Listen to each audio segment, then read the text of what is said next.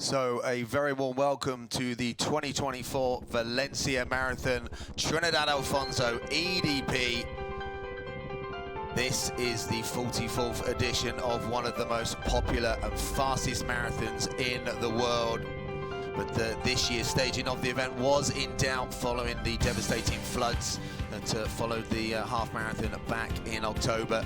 The organisers were very conscious of the positive impact that the race and the event can have on the rebuilding process, of maximising the financial support to those people that really need it, describing the race as being a big hug to the wounded city as sport becomes hope and helps those who need it most.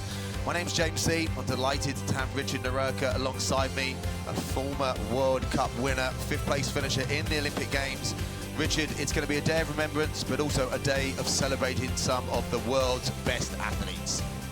Yeah, the organisers have actually put in a moment of silence before the start of this morning's race. And James, as you were saying, it is a day when the city is trying to express its sympathy and support for many of the families of the victims who suffered those devastating floods at the end of October.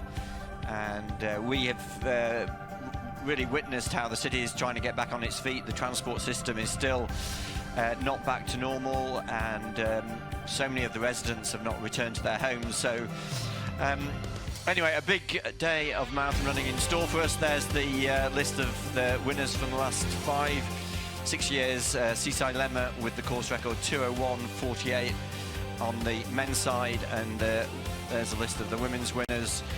Great win by the Ethiopian Walkenesh Degafer last year, but the course record from 2 years ago, Amana Benito, who was actually entered for today's race, but a couple of weeks ago had to pull out with an injury.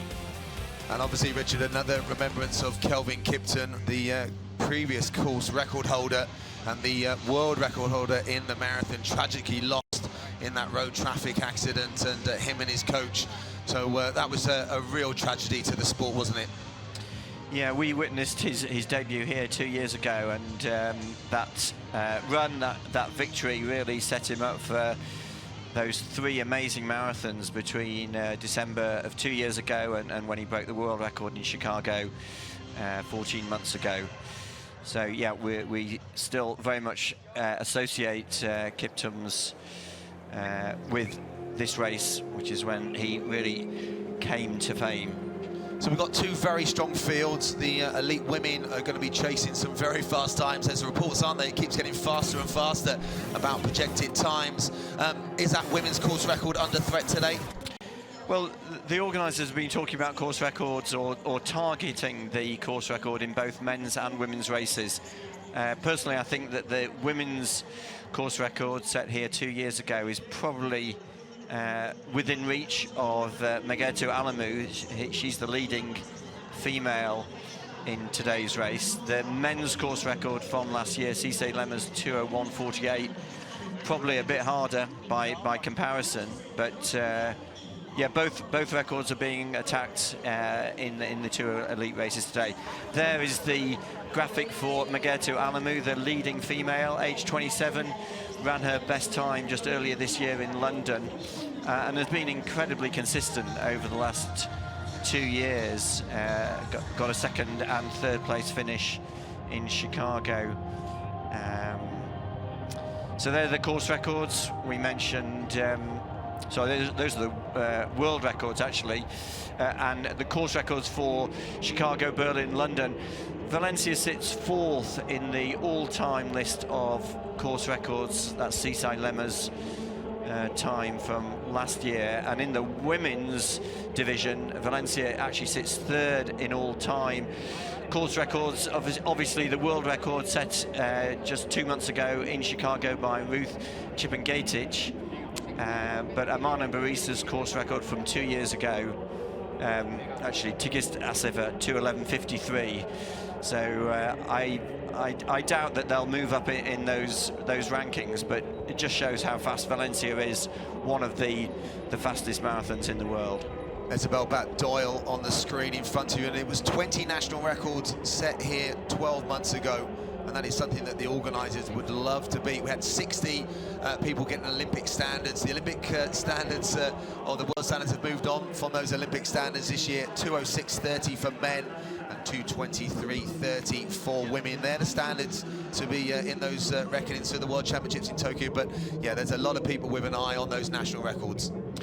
Yeah, and obviously we're going to be focusing on the elite, but there were, you know, thousands, over 35,000 runners entered here, and many of the, let's say, the good club athletes who've come here from right across Europe and further afield, they're looking for best times. I read somewhere that over 5,000 people had gone under 3 hours in last year's race. So Valencia has really built its reputation as a course for running fast times and personal best times. Evelyn Chichir, one of the top Kenyans, 2:22.11. Well, the race organisers have been talking about getting the most ever athletes under 2:20 in the women's race. I think they had 7 athletes go under 2:20 2 years ago, and that's another target that's been set by the race organisers to see if they can go a little bit better this year.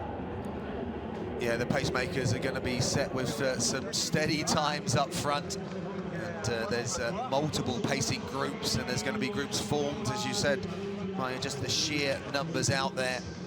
It is the big race almost to close out what has been a fascinating year. And that Ruth Chapman-Gadich world record just a few weeks ago. So there's the evolution of this Spanish national record. Novel's breaking that record last year, 2:05.43. Carlos Mayo's in this year, isn't he, Richard, with maybe an eye on that as well as another couple of other very, very talented Spanish athletes. Yeah, it's a very strong record that was set here. Tariku Novales last year, 2:05.48. And on the women's side, Maida Mayouf, she broke the national record, 2:21.27. Actually, her best time is 2:21.01, which was when she was running for Morocco 2 years ago. So it was between her Moroccan national record and Spanish national record that she switched allegiance. So we've talked very much about the course and how fast it is. We're going to have a look at the course that the runners will cover over the next couple of hours, starting here at the Marathon de Europa and heading down towards the port, past the venue used for the 2008 America's Cup, Vélez i Vans, and then going along Malvarosa Beach up into the University District, and they do a slight out and back before heading on to the Blasco Ibanez Avenue, and then up past the 10-kilometre point, and then go on to the one big avenue, the Valladolid Avenue, and then swinging back down towards the well-known football stadium, the Mestalla Stadium, home to FC Valencia, and then back onto the Blasco Ibanez Avenue, and then comes back down towards the beach area at the halfway point.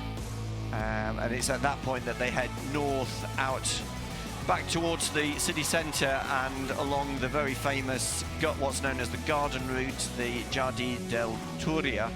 28k, they go past the Torres de Serranos, and then they zigzag their way down into the old town, down the Calle de la Paz, past the town hall, and then heading out west out to the biopark, which is the zoo in Valencia, and then at 36k they turn left, coming back into the old town, past the bull ring and the famous old North Station, the Estacio del Nord, 38k, and then they swing past the Porta de la Mar, 39.5k, and then through Gulliver's Park, which will bring them back down into this spectacular setting for the start and the finish in the Ciudad de las Artes y las Ciencias. There's the route unchanged from last year. Yeah, and as we saw one of the graphics that came up earlier, well, look at that, there's almost no elevation on the course. And we had the graphic also of the conditions as well, and almost absolutely perfect. If there is a thing as perfect marathon conditions, it's pretty much up there. And that's why the runners flock here from all around the world. And it's not just the elites, it's the masses as well. It's on one of the bucket lists of those runners looking to get a fast time, looking to get a race experience. And what a great setting here, Richard, for the start and the finish. Yes, the start is on top of the bridge. It's a couple of 100 metres away from where we're sitting, right by the finish, on top of Monte Olivetti Bridge, actually modelled on the New York Marathon, which starts on the Verrazano Narrows Bridge. Not quite as big, this bridge, but that's where the runners will start in a few minutes' time. And as we mentioned a few minutes ago, there's going to be a commemoration for the victims of the flood before we go to the start. Kenenisa Bekele, one of the world's fastest marathon men of all time, so decorated on the track, multiple Olympic champion, world champion, and was back to business last year with second place, or this year I should say second place in London, but it didn't quite go to plan in the Paris Olympic Games, 39th there, but he's back again, and he says he's not going to retire, Richard, until he breaks the world record. Yeah, still full of confidence and still hugely motivated to not only improve his best time to a 1:41, but to get close to Kiptum's world record. There he is, Kenenisa, an amazing record going back over 20 years, 3 Olympic titles, and a best in the marathon set in Berlin 5 years ago to a 1:41. And they're the leading female athletes, led by Megetu Alamu.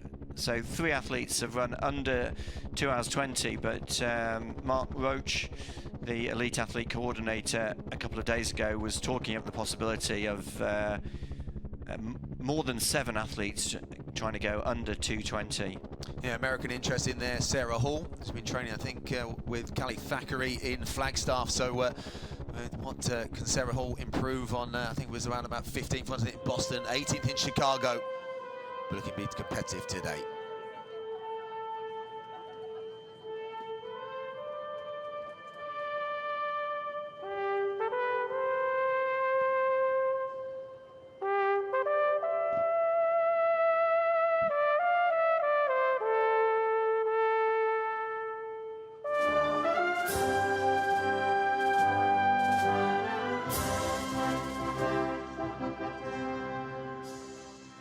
Valencians en veu al sencer, que nostra veu la llum salude i un sol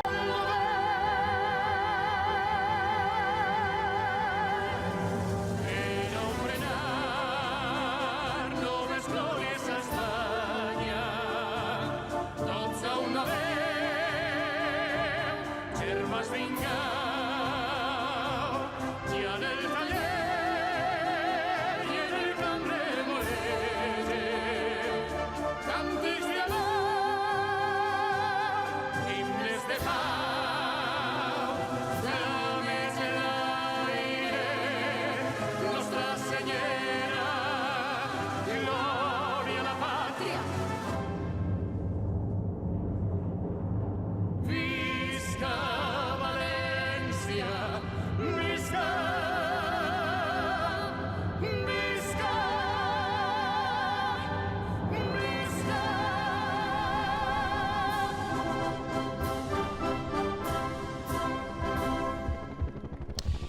So the anthem of Valencia, we are just less than a minute away from the start of the race, and in a few seconds they're going to have a few moments of silence just before they fire the gun, and James and myself will also be silent in those moments.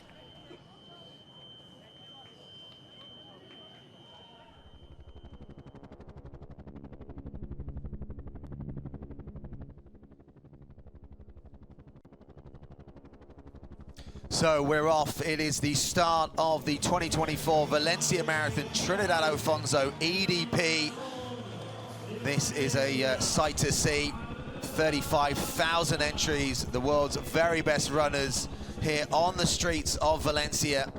And it's the start of December and one of the closes of a big year of athletics, of marathon running. And we're looking for some very fast times today, Richard, aren't we?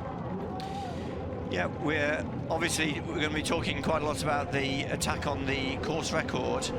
I think what is interesting for me is that today we've got some highly experienced runners, particularly the Ethiopian runners who are coming back here to run again.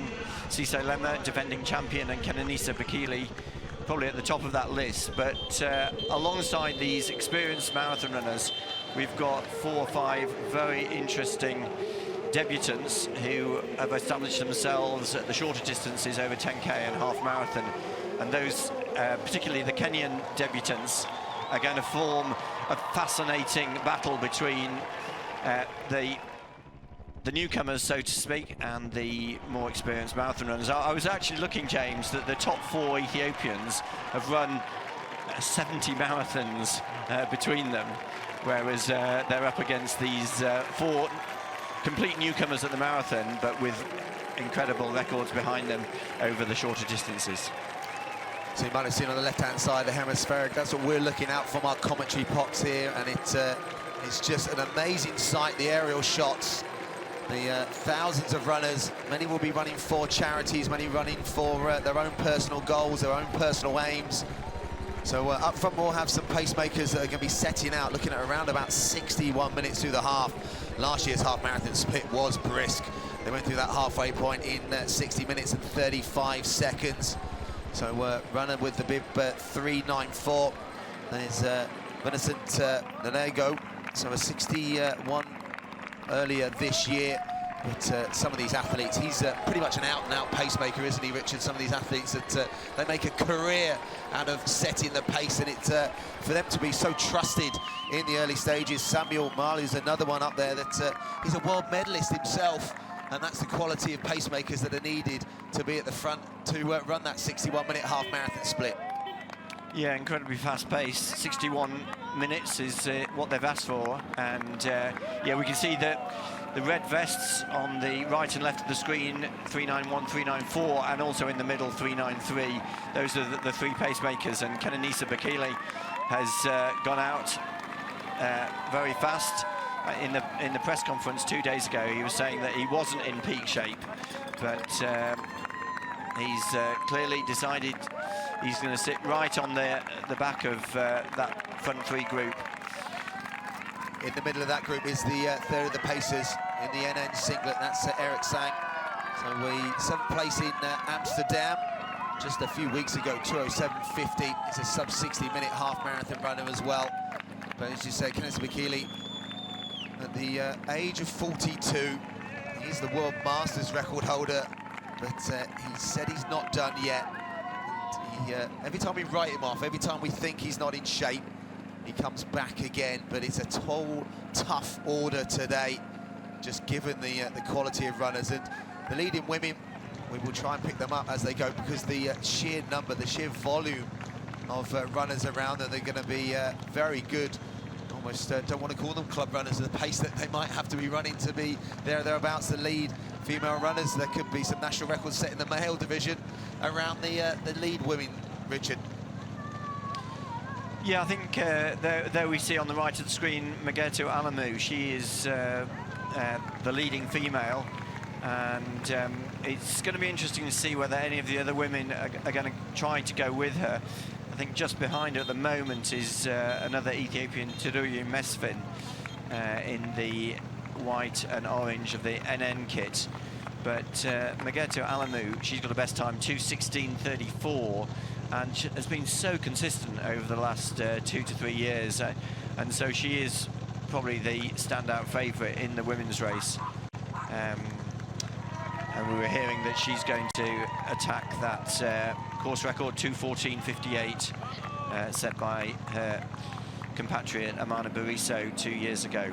Yeah, Alamu's record is just phenomenal. Top three finishes in London. So she's really looking for that big marathon victory, and that personal best 2:16:34 set in London this year. And that's the depth of women's marathon running right now. And it is moving on week by week. But there were some talks yesterday about Alamu pacer, having a personal pacer going at 2:14, and this morning word on the grapevine that she could be looking at 2:12, Richard. So that really would be some fast early splits, and that really would smash a few minutes off the course record.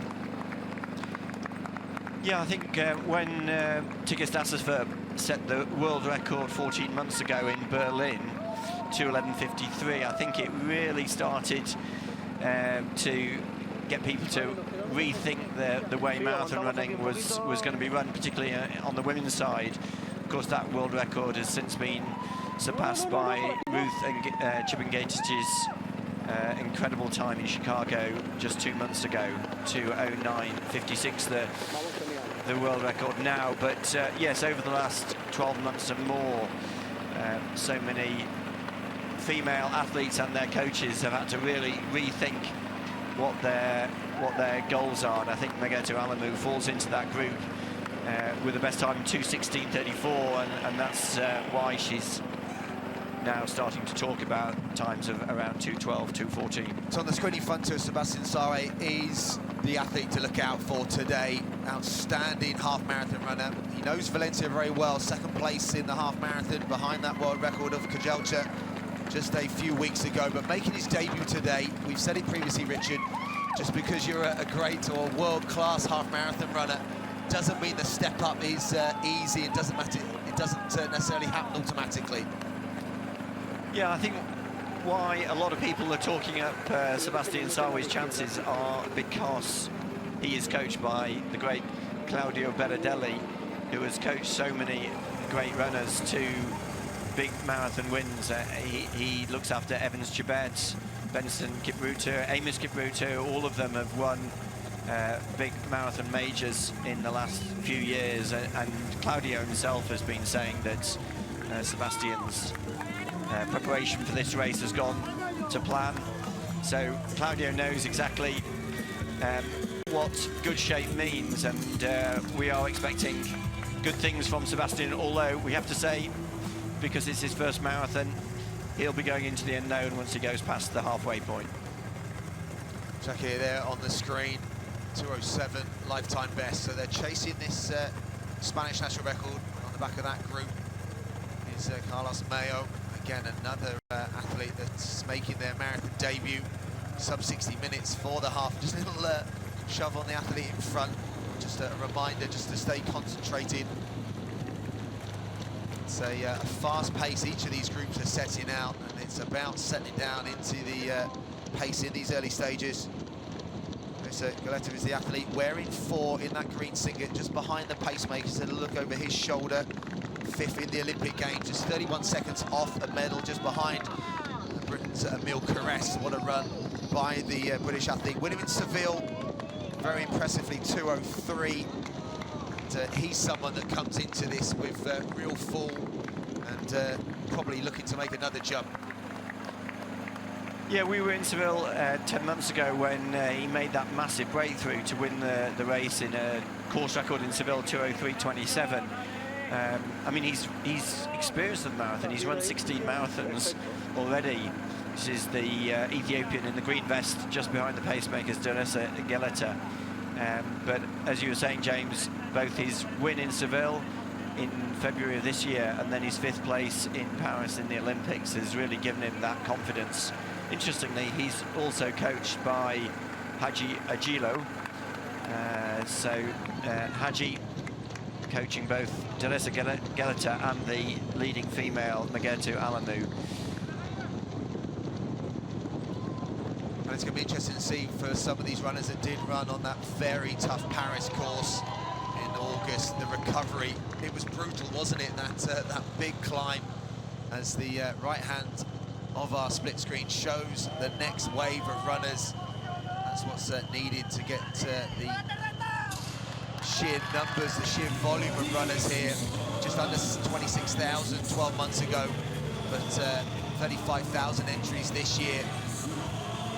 There was a real buzz around the city, wasn't there, Richard, when we were walking around yesterday, and even on our jog on the park, there was just so many runners out, so many people that have travelled here to be part of this experience, and it really is one that is just growing year by year. Not just European athletes, but people travelling. Tourism in marathon is such a popular thing right now. climate is just so conducive, Richard, and the pancake flat course. Yeah, we've been here quite a few years now, James, and we've had great weather every year, and this weekend is no exception. 12 degrees, no wind, so it's very, very good for marathon running. And I think also, as you're saying, that the size of the city is such that there is this sense that the whole city is taken over by the marathon. It's not a huge city, and so many of the hotels are filled with marathon runners this weekend. Actually, my flight over here a few days ago, it was full of marathon runners, very obviously, getting off the plane and heading to the expo to collect their race number. And that's why there is this great atmosphere of excitement and anticipation throughout the weekend. And I think now we've got the second wave underway. I think there are 6 waves of runners that we'll see all 30,000 runners get off to the start. But we're looking at on the left-hand side, the leading women, and Turiye Mesvin. She is right on the shoulder of her compatriot Megetu Alamu. Yeah, such an important point, Richard, about the hotels being full, and again, you know, the importance or the support of the race to the city to help rebuild, and obviously the local boost to the tourism of the city, and everything in the surrounding areas as well. So our hotel was super busy of runners, especially during breakfast as well. Bumped into Paul Graham, who his wife Clara Evans, both of them Ponty Rodents. They'll be looking for individual times themselves, but I think Clara, one of the Brits, that will be chasing that world qualifying time, 2:23:30.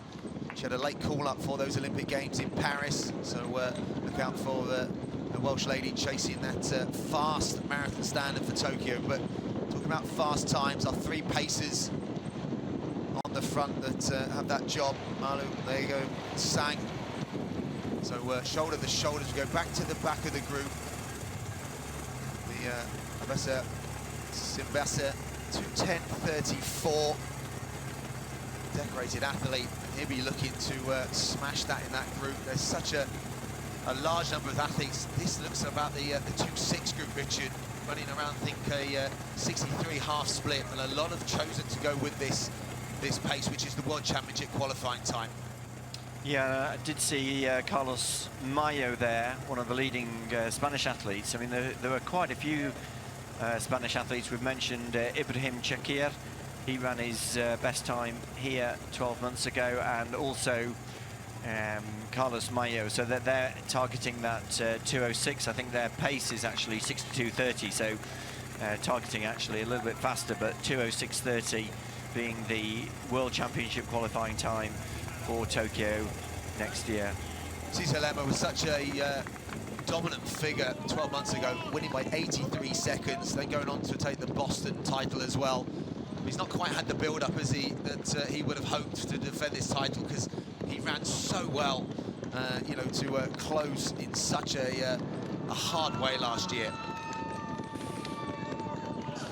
Yes, Cesar Lema obviously struggled with injury through the summer and actually had to give up his Olympic place for Paris, and then that's why Tamrat Tola was brought in, and with Tamrat eventually winning the gold medal. So there's a nice picture on the left of the screen of number 1, Cesar Lema, defending champion, who's come here hoping to repeat his victory. But what we've heard is that his build-up hasn't been as smooth as it was last year. But Gemadou Degafa, his coach, says whenever Cisse puts on his racing shoes, you've got to consider him. He's a great racer, and yeah, they're running very fast.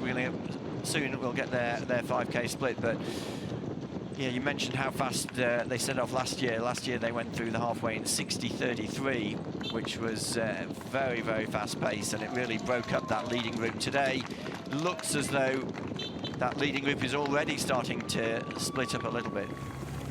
Yeah, it will do at that pace. Those that are going to make the conscious decision to go through in 61 minutes. Right now on the screen, 2:08:07. So again tucked in this 2-6 group.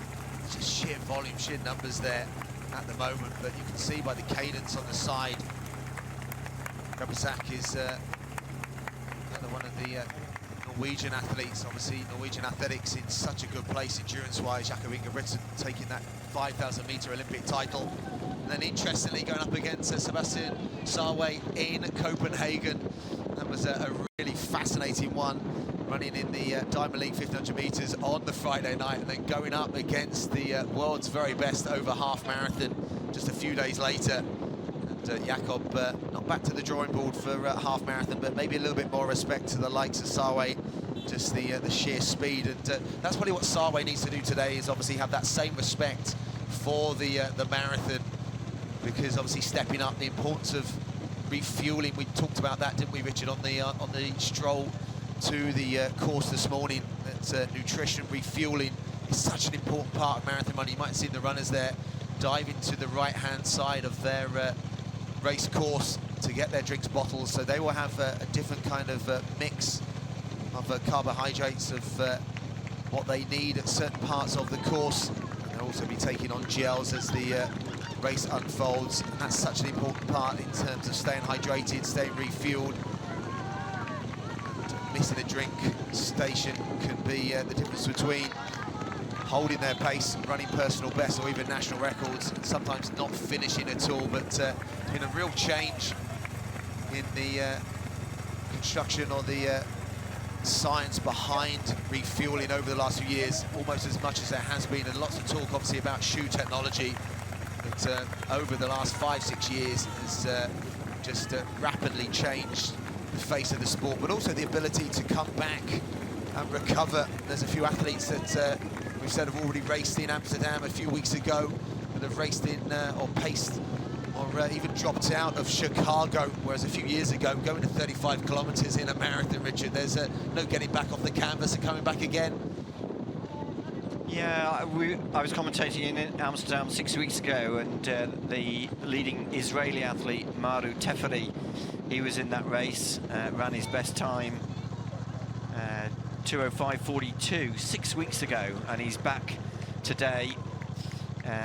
I don't think he's gone out with the leaders, so he's probably been a little bit more conservative, but his best time prior to his PB in Amsterdam was 2:06:43, and I think that's the group, or that's the pace that he set off at today.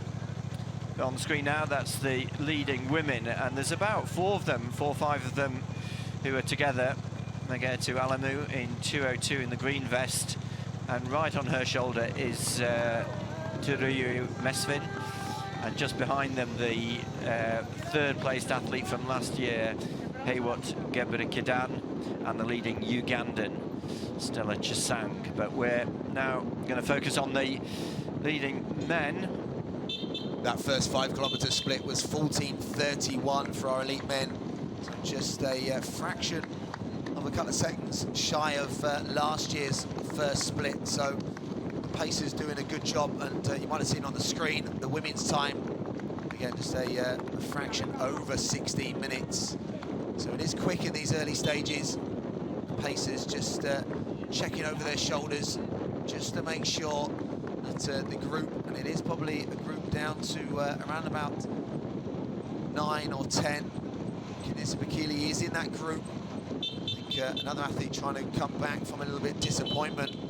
Mahanu Legesse, again another fantastic Ethiopian athlete. Dropped out of Chicago at 32 kilometers and citing a calf cramp that he said he had an issue 2 weeks before, I think from a sports massage. So said he was in great shape. Third in 2023 here, 2:03:16. So a podium previously at Rotterdam and Tokyo. So normally very, very consistent. And he would have been devastated to have to have dropped out of Chicago, but going again. Maybe he'll look back on that, see that as just a long run in Chicago. And, just hoping that that calf has recovered in time. There's our elite women. There's a lot that have gone with this early pace as well.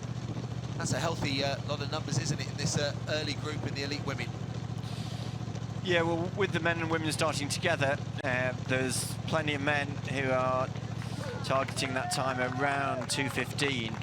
So Alamu and her main opponents, Mesfin and Chisang from Uganda and Gebre Kidan from Ethiopia, they're going to have plenty of company for the full distance. Interestingly, at the front of the race, there are about 8 athletes who've decided to go with this very fast pace set by the 3 pacemakers. We've got Sisai Lema, and just behind him, also in the Adidas kit, Sebastian Sawe, and then the green vest, Ethiopian Deresa Geleta, and also there Amdalak Beliu from Ethiopia, Kenenisa Bakili's in that group, and who else? Oh, Bahano Legessa, as you were saying, James, 2:02.48 his best time. So a very good, very strong group of about 8 athletes who have chosen to go with this pace. They're targeting that 61-minute time for the half distance. Yeah, that first 5K split was right where they wanted to be. The elite women at 16-minute time gives them of a 2:15 clock in. Sherrick, the French athlete, 2:08.37 lifetime best. Richard Ringer there at the back of the group, the European champion in the marathon. That fantastic sprint finish in Munich, wasn't it, just a couple of years ago, where he really did close out the last few yards to take that title.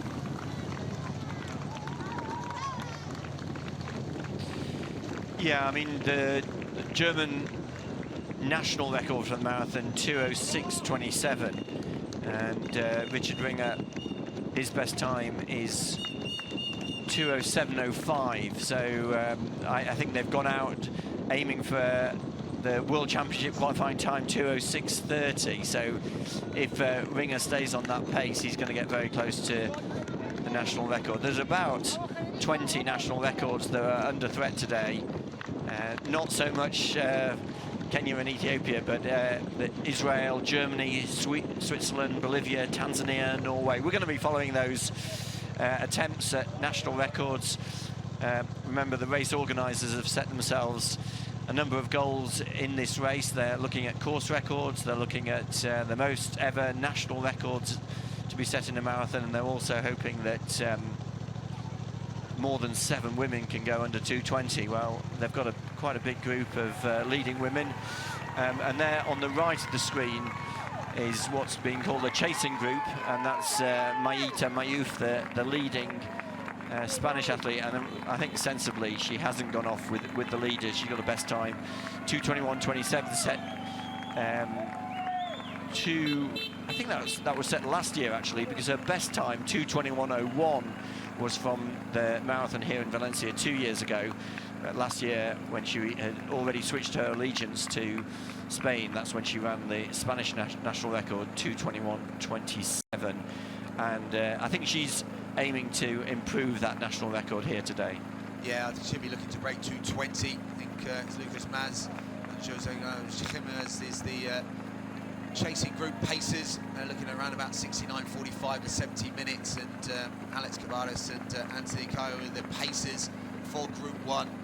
And they were originally looking at 68.15 from the pacers meeting, but they've gone out a little bit faster than that. Alamu's personal pacer, they were chatting about 2:14, even 2:12 was being bandied around, but looks like they've all gone off together. We half expected Alamu to be down the road with the chase Group 1 behind, but at the moment they're all one big group, and there's so many of the other runners around them. Just need to be a little bit mindful, especially when it comes to drink stations, that they give themselves a little bit of space to see the elite stations drink spots, because they will have access to those. The runners around them won't, and they won't necessarily be thinking about their own drink station at that point. So it's going to be really important for the elite women just to stay switched on, to make sure that they do sight their specific drink. As I said earlier, that missing it could be detrimental to their performance. Reta is the Portuguese athlete. Again, another one of those that needs to knock off about a minute from his best. And that's going to be the challenge to these athletes, that their perception, their idea of what is a fast marathon has changed. You know, a year ago that was an Olympic standard. Now it's a minute off the world standard. You know, the rapid, you know, increase in performance needed. It's it just shows you the world of marathon running literally is moving on race by race. As we saw in Chicago, the women's world record now inside 2:10, and well, there's still discussions around, can someone go inside the magic 2-hour barrier in a major city marathon? And Kipchoge's done that, obviously on that contrived Vienna 1:59 project, but Kelvin's run just around about 30 seconds outside the magical 2-hour barrier in Chicago. And Kelvin was the athlete that we thought would be that first athlete inside 2 hours. But there's also, isn't there, Richard, it's a €1 million on offer for someone to break that record in Valencia. I don't think we're going to see that today, but that could definitely entice someone in the future to come to Valencia to break the world marathon record. We've seen it in the half marathon. Both world half marathon records are here. They're home in Valencia, but can the world marathon record be set here in Valencia? Yeah, I think that talks a little bit about the ambition of the race organisers here. They've already set 8 world records in races in Valencia over the last 4 years. I remember when Cheptegei came here and broke the world record for 10,000 metres in October of 2020. At the same meeting, Letesenbet Gidai broke the world record for 5,000 metres. And I suppose over the last 4 years, we've seen so many world records, mainly on the road. And the most recent of those was Yomif Gajelcha's world record over half marathon at the end of October, 57:30. So Valencia very much building up its reputation as the place in the world to run records, and we're looking to see what records are going to be broken today. The likes of Sebastian Sarwe is one of those that, with the speed he has over half marathon. But Gajelcha, when's Gajelcha's marathon debut going to be? Well, the speed he has on the track, but that world half marathon record was a special run here a few weeks ago. I know athletes like familiarity, they like going back to places that they've had really good experiences. So being that he's 2.5 minutes inside the 60-minute barrier for the half, has he got his eye on the potential world record maybe in 12 months' time? But great split screen here. You can see the speed of the elite men on the left and the cadence of the elite women on the right. They are both traveling, but making it look so relaxed at the speed. The men are coming up to their 10-kilometre split, so we're looking for around about the 29-minute mark to maintain that 61-minute halfway split. And that puts them within touching distance of that course record. There is the course record holder, defending champion, Tisa Lemmer. Such a tough man of marathon running, so consistent. And if he isn't quite in the shape that he would have wanted to be, and that will be of a slight disappointment to him, because on his day, when he is in shape, he is such a great racer, and he knows how to prepare, so would have been absolutely devastated to give his place up for the Olympic Games in Paris. And that just shows the depth of Ethiopian distance running, where the reserve comes in and takes the Olympic gold.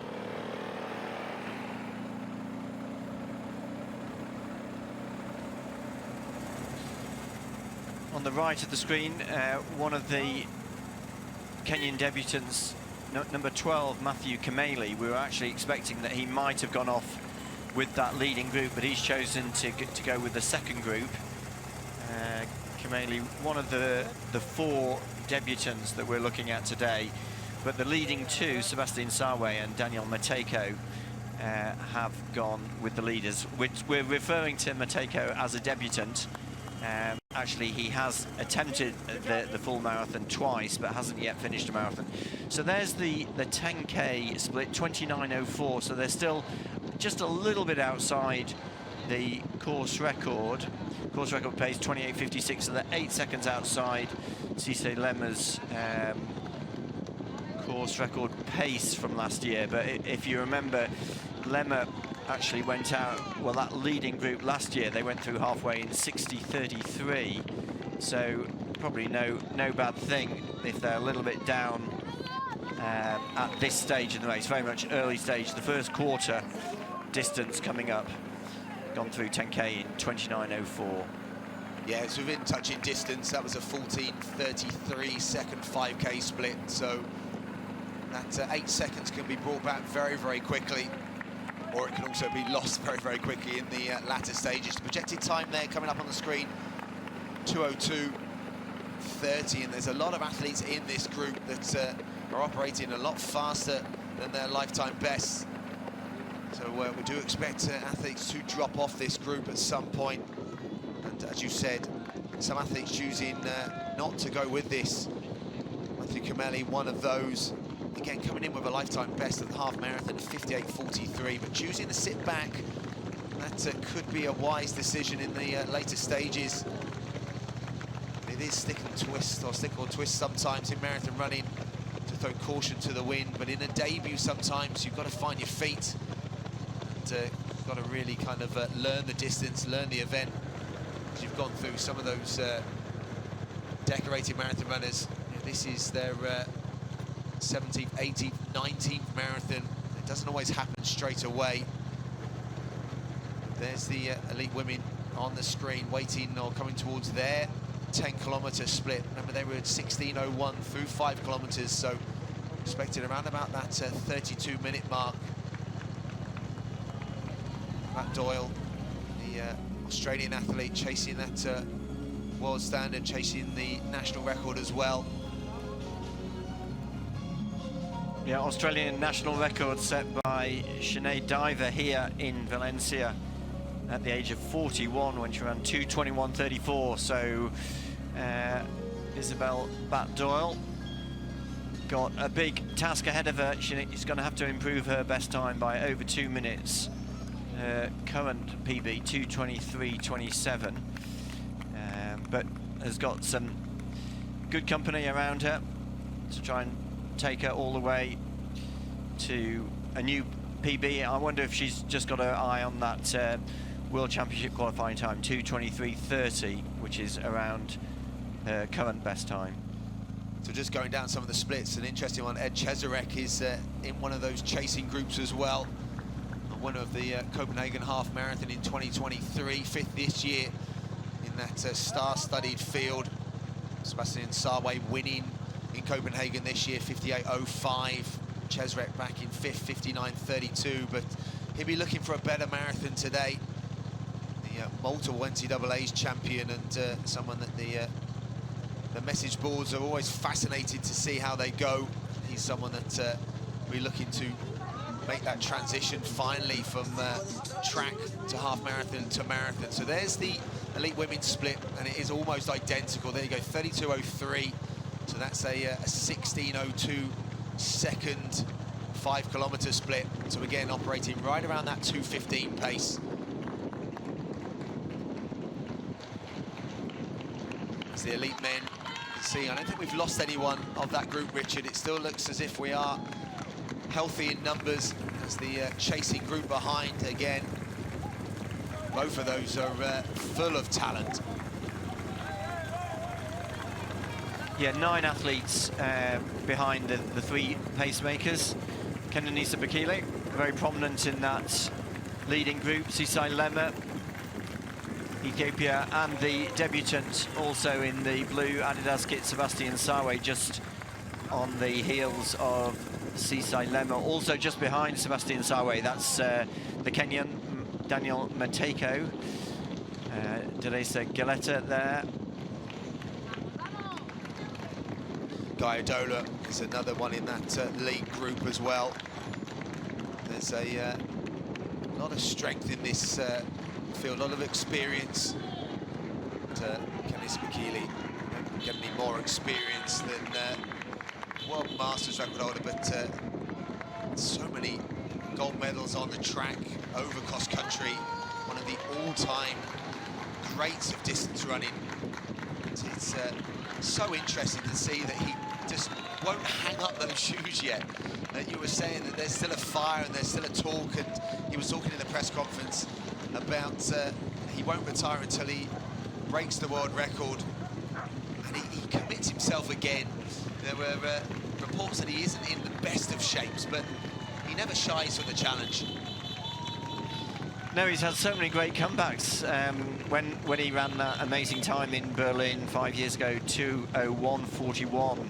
I remember before that he'd dropped out of Amsterdam in 2018, and personally I thought at that point that maybe his career was coming to an end, but he bounced back with that sensational time in Berlin, 2:01:41, and then again had a few years without any big results, and then suddenly last year here in Valencia had what I would call his second comeback, because he dropped out of London 18 months ago in the 2023 marathon in London, and then he came here and surprised everyone again with that amazing 2:04:19 fourth place performance, which really set him up for a great 6 months, because he then went on to finish second in London earlier this year, and that's what won him selection for the Paris Games.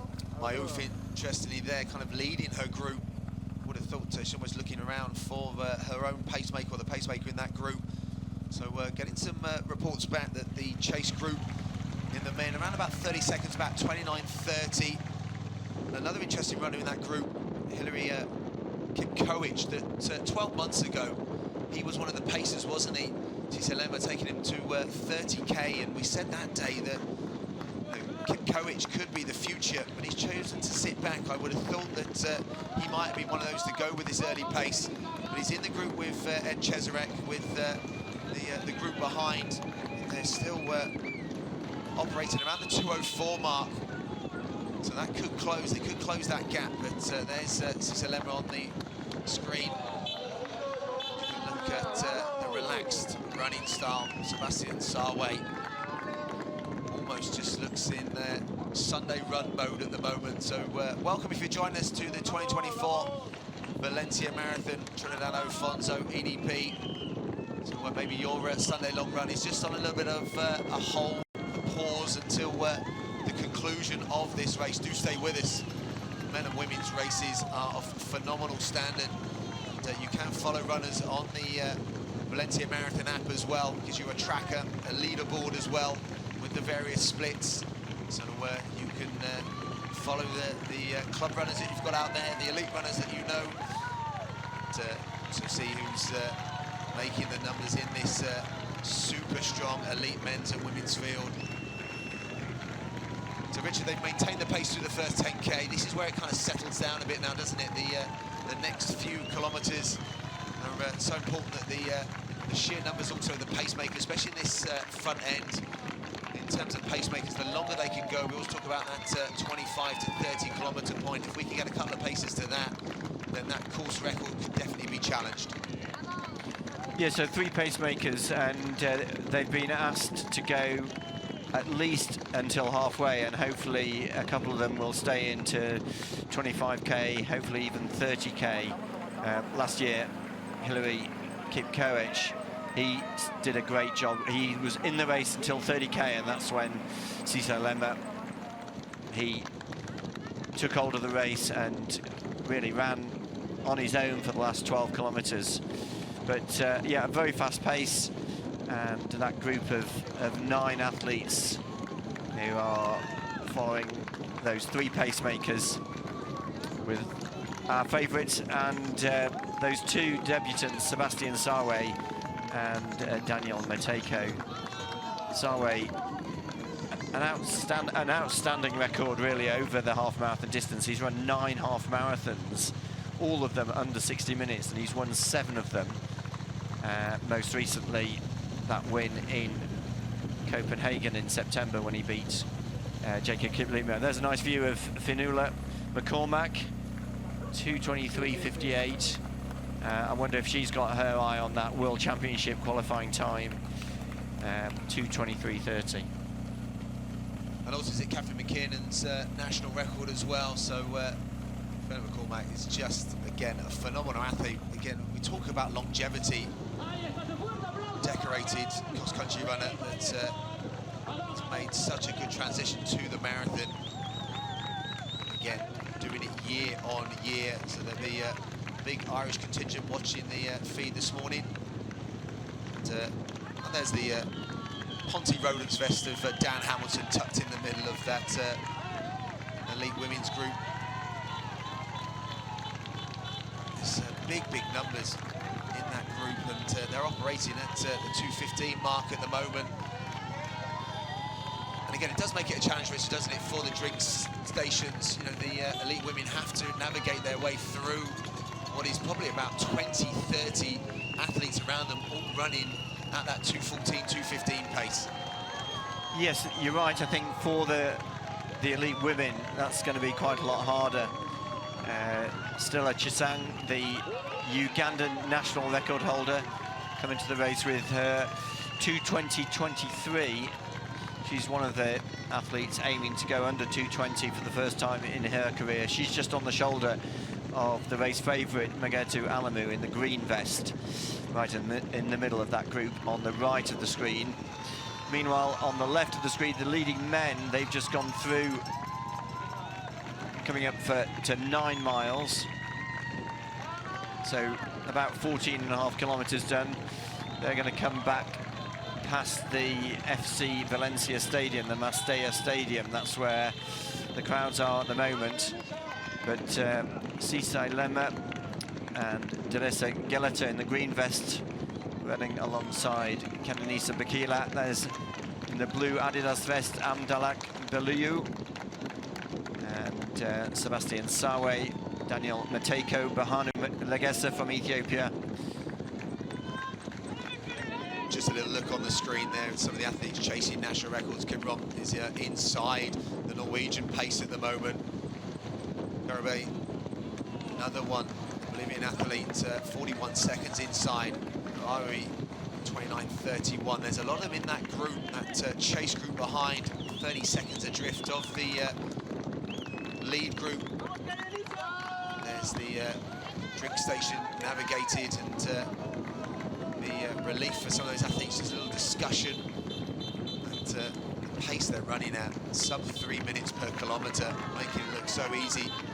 Kanisa's got his drink, and you can see they have different ribbons on just to identify themselves. You can imagine if they all go for a table with the same drink.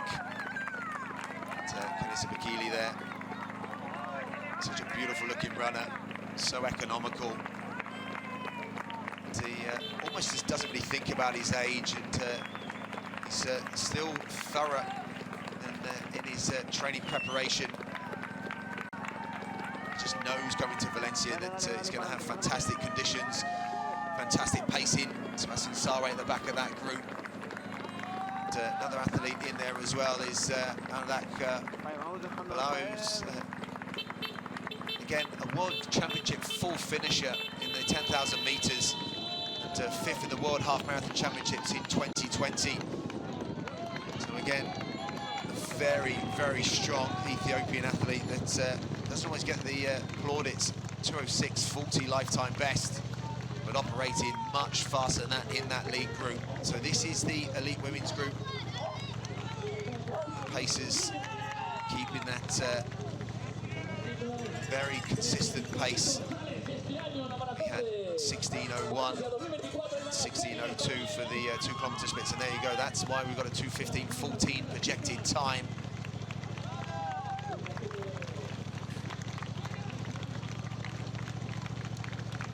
Just a little look over their shoulder at various times, and you can see some different British club vests tucked in there as well. This is a marathon, and a lot of the Brits put on their bucket list of getting out to. Such an easy place to get to, various airports, and some flying into the likes of Alicante and making the short trip there. Carlos Mayo there looks a little bit like he might be struggling on the back of that group. Just a look over his shoulder. Doesn't look quite maybe as relaxed as you would have thought for someone that's run inside 60 minutes, Richard. You might not have thought that. Almost looks like he's gasping for a little bit of oxygen. There's the 15-kilometre split. So 43.03. So 36 seconds down on the pace of last year. But you said, Richard, it was quick, wasn't it, through the first half last year? 60 and a half, almost too quick in the end. So maybe this is a little bit more controlled, a little bit more respect to the course for that second half. Yeah, there's on the right-hand side of the screen, this is the chasing group in the women's race. Looks like Sarah Hall to the right of the screen there. Yeah, running her 4th marathon of the year. Ran the US trials at the start of the year and then went on to run Boston and Chicago.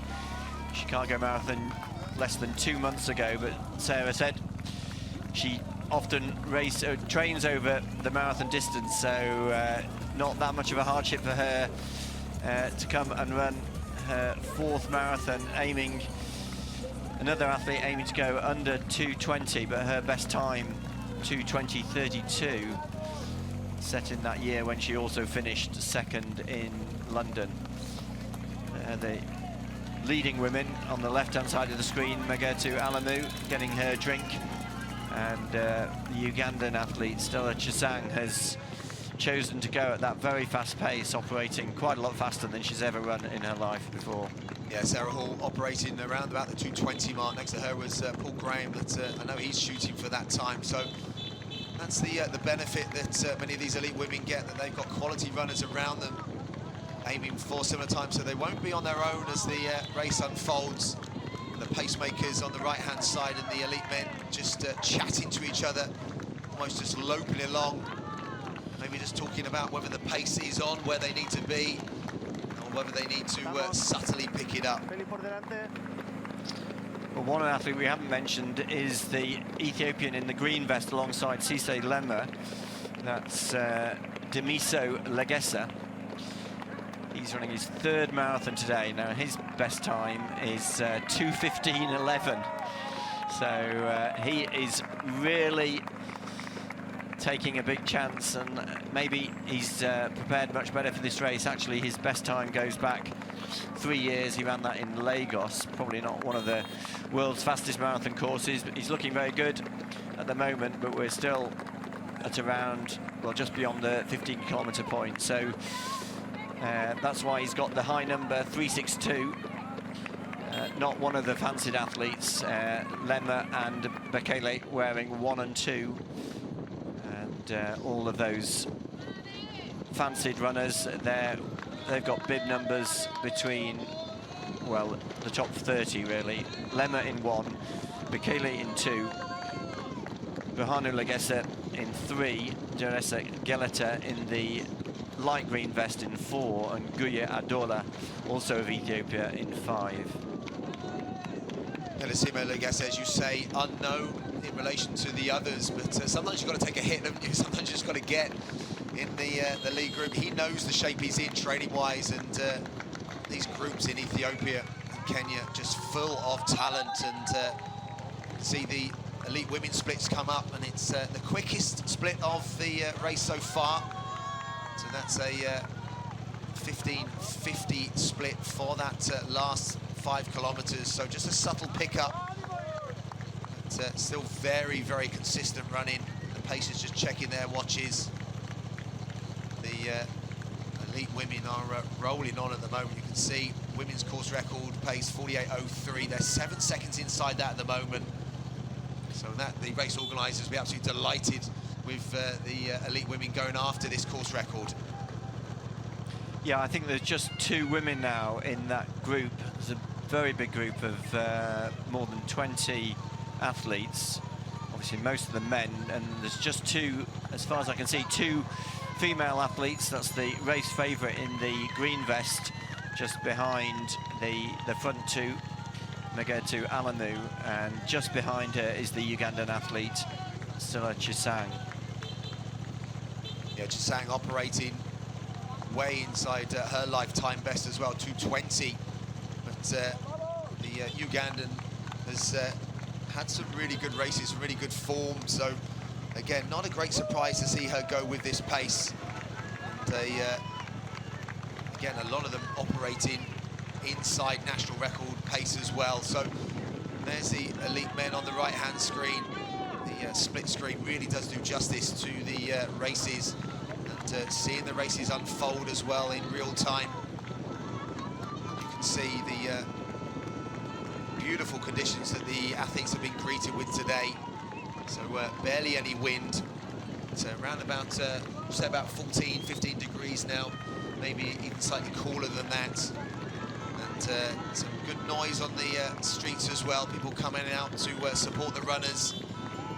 They know the importance of this city, known as the city of running in Spain, and they pride themselves to look. The riverbed has a beautiful running surface. Myself and Richard, we got a few miles on there last night, didn't we, on the 5K loop? And there were loads of runners out running last night, and they won't be people that will be on the streets today. They'll be racing the marathon themselves. They'll be cheering these runners on. But you can see the restaurants, hotels absolutely bustling with people that have travelled here. So the elites, they've got half an eye on the big prize money, on the selection for various national teams, because that is something, Richard, isn't it? The Kenyan and Ethiopian selection for the likes of the World Championships. We saw that last year with the Olympic Games. You know, they were very good athletes. Tamatola, for example, not on that original selection for the Olympic Games. Yeah, very competitive to make the Kenyan and the Ethiopian teams. Be interesting to see which of the athletes are really serious about going to the World Championships next year, next September, for the marathon.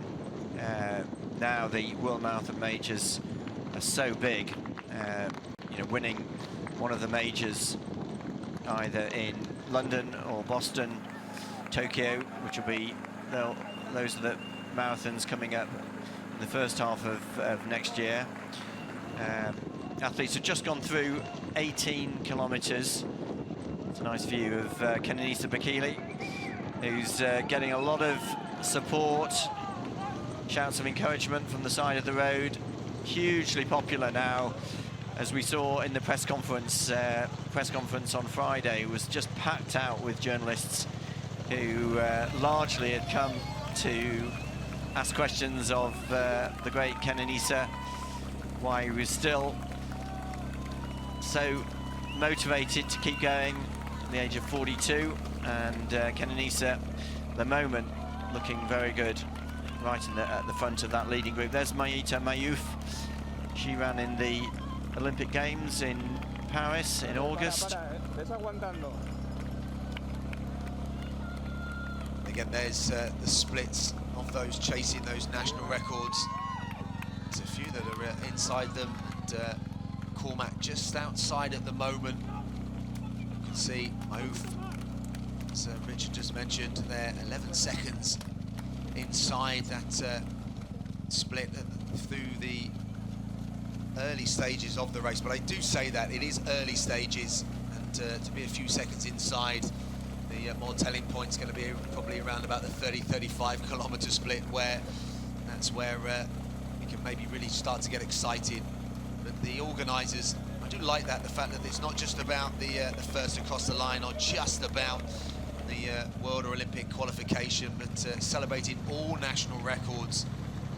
The number of national records that have been set in the half or the marathon over the years is something very, very special. Something that we know almost with certainty that we're going to be adding to that today. So, dive for the drinks, and a way to split in the pack when this happens.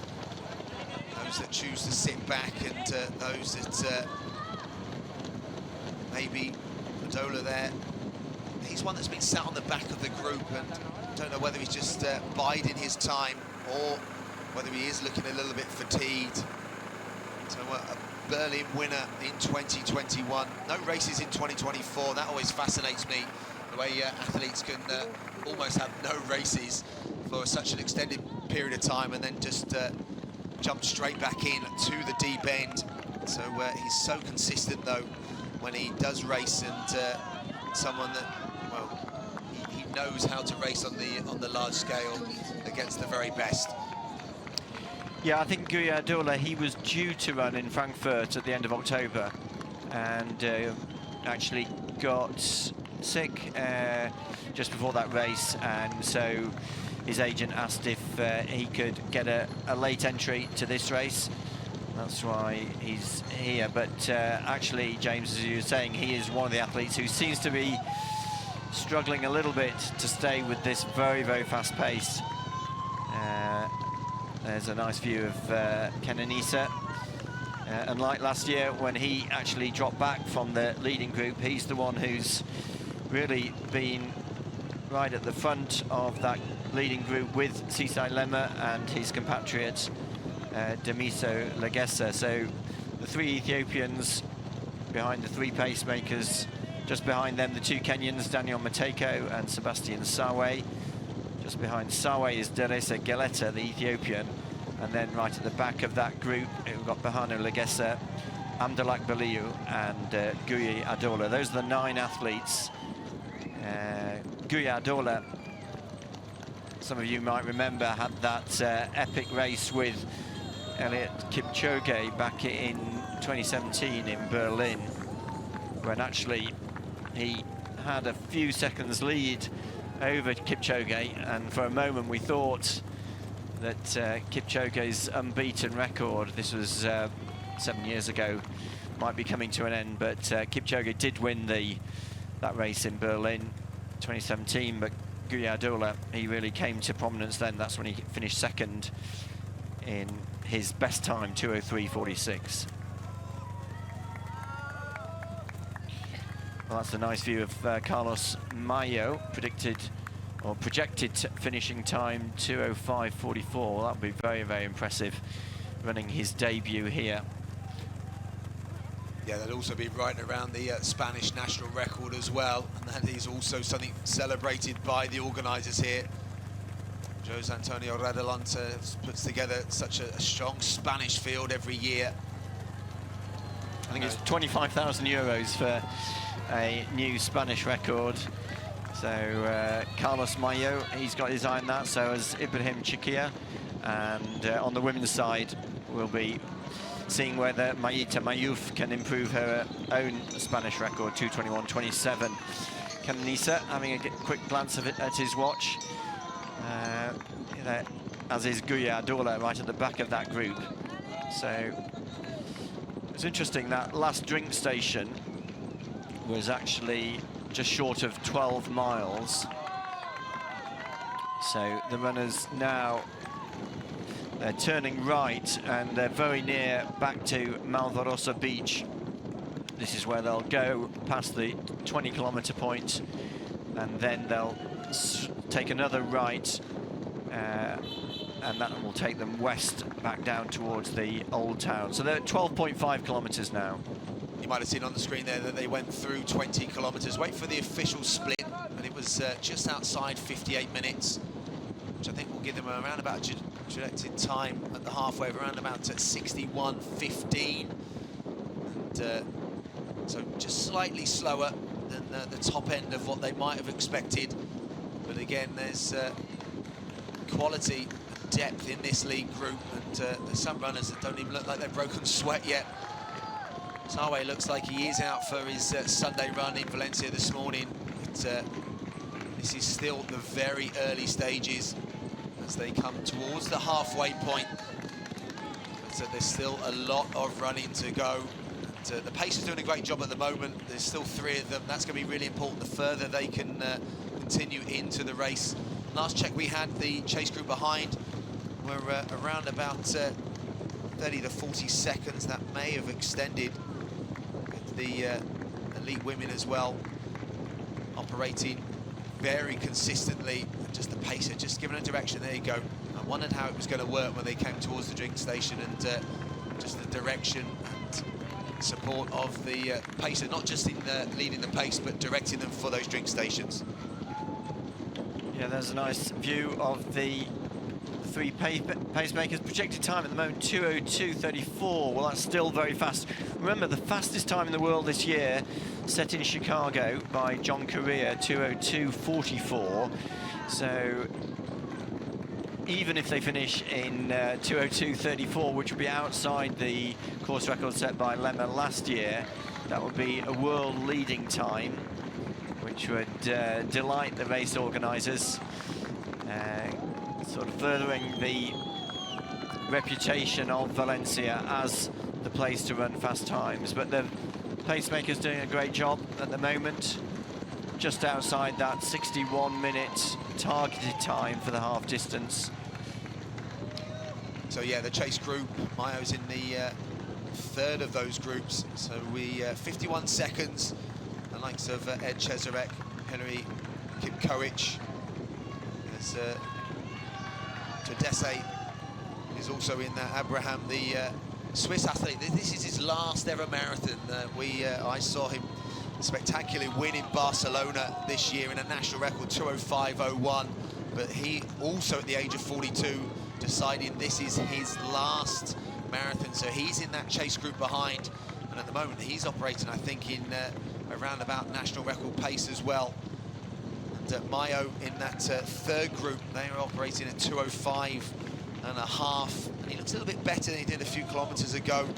And they're running around about 4:47 per kilometer to just inside or around about 3 minutes. I should say, sorry, 4:47 per mile and around about 3 minutes per kilometre in that third group. The fact that they're doing that in a third group, Richard, that is the depth here in Valencia.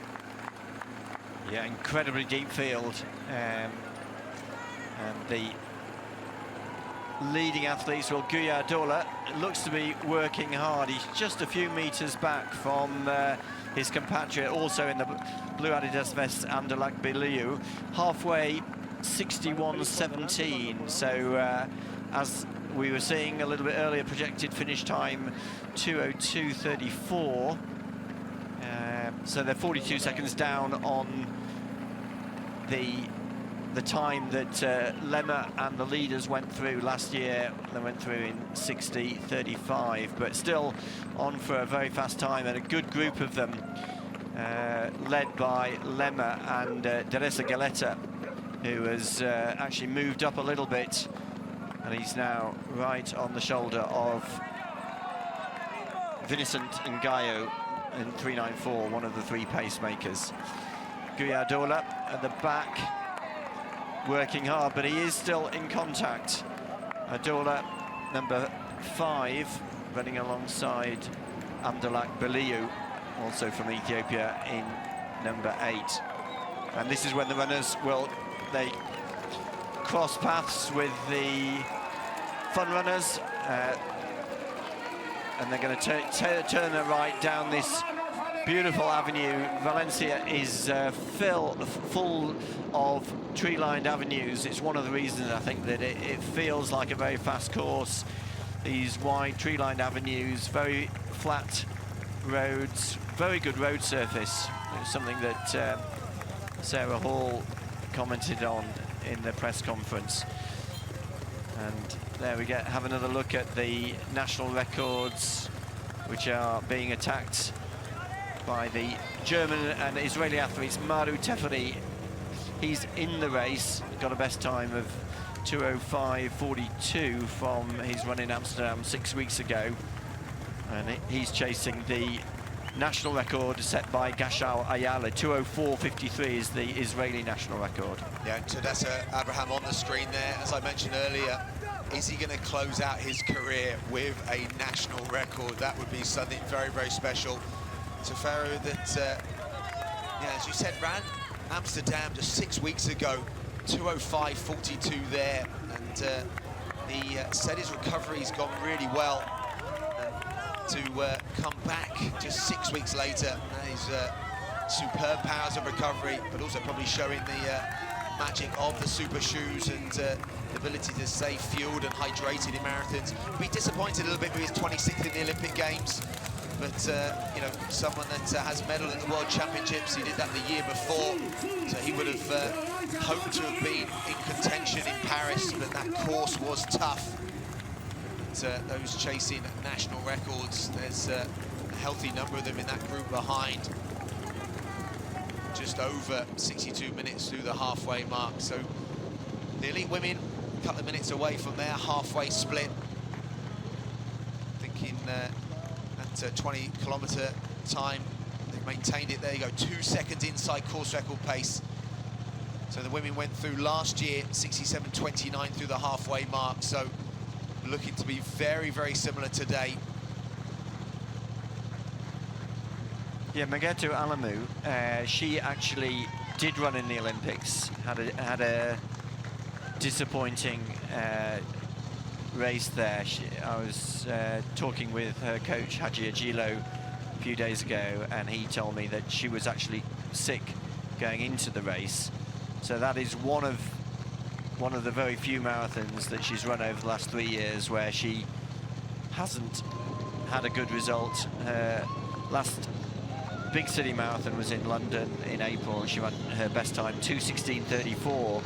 And if we go back to last year, she had two very good results. Third place in Chicago, 2:17:09, and then 18 months ago in London ran 2:18:37, just behind Sifan Hassan.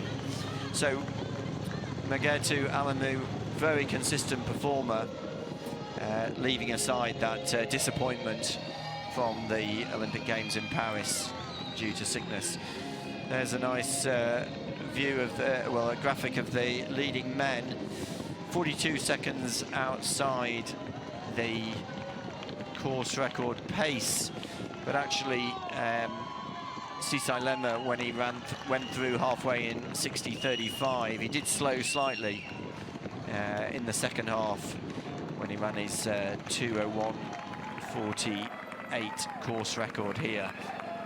Yeah, and you can see the projected time there in comparison to last year, and it's that control over the last 2 kilometres, so they have maintained it. There was a big increase last year, one of the 5K splits, as you can see on the screen just then. But they've maintained the pace, so this is going to be interesting now through the next 5-10 kilometres. Who's feeling it?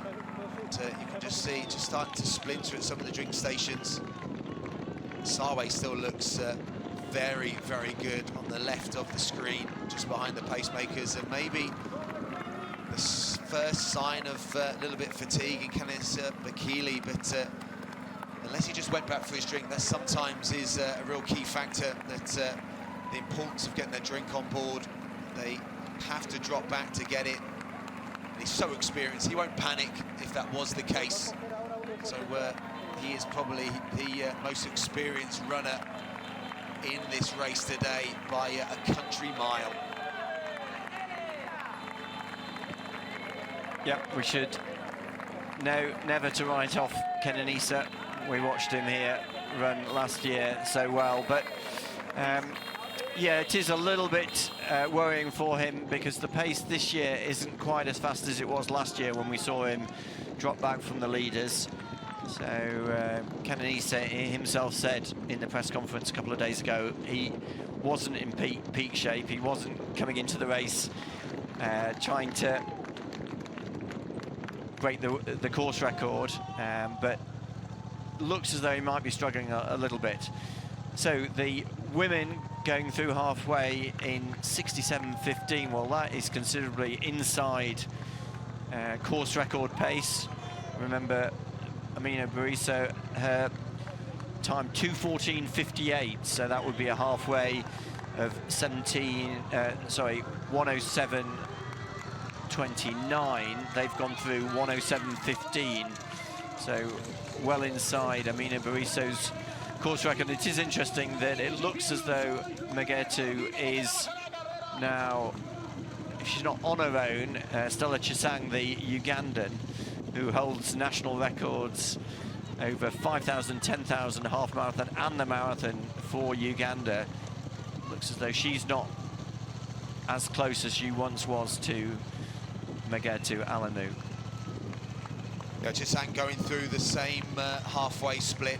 But, there was a gap back to Mesa, and then in third place on the tracker in front of me, around about 50 seconds, I think, behind. So that's the gap between the lead two female athletes to the chase group behind, and then just going through some of the splits.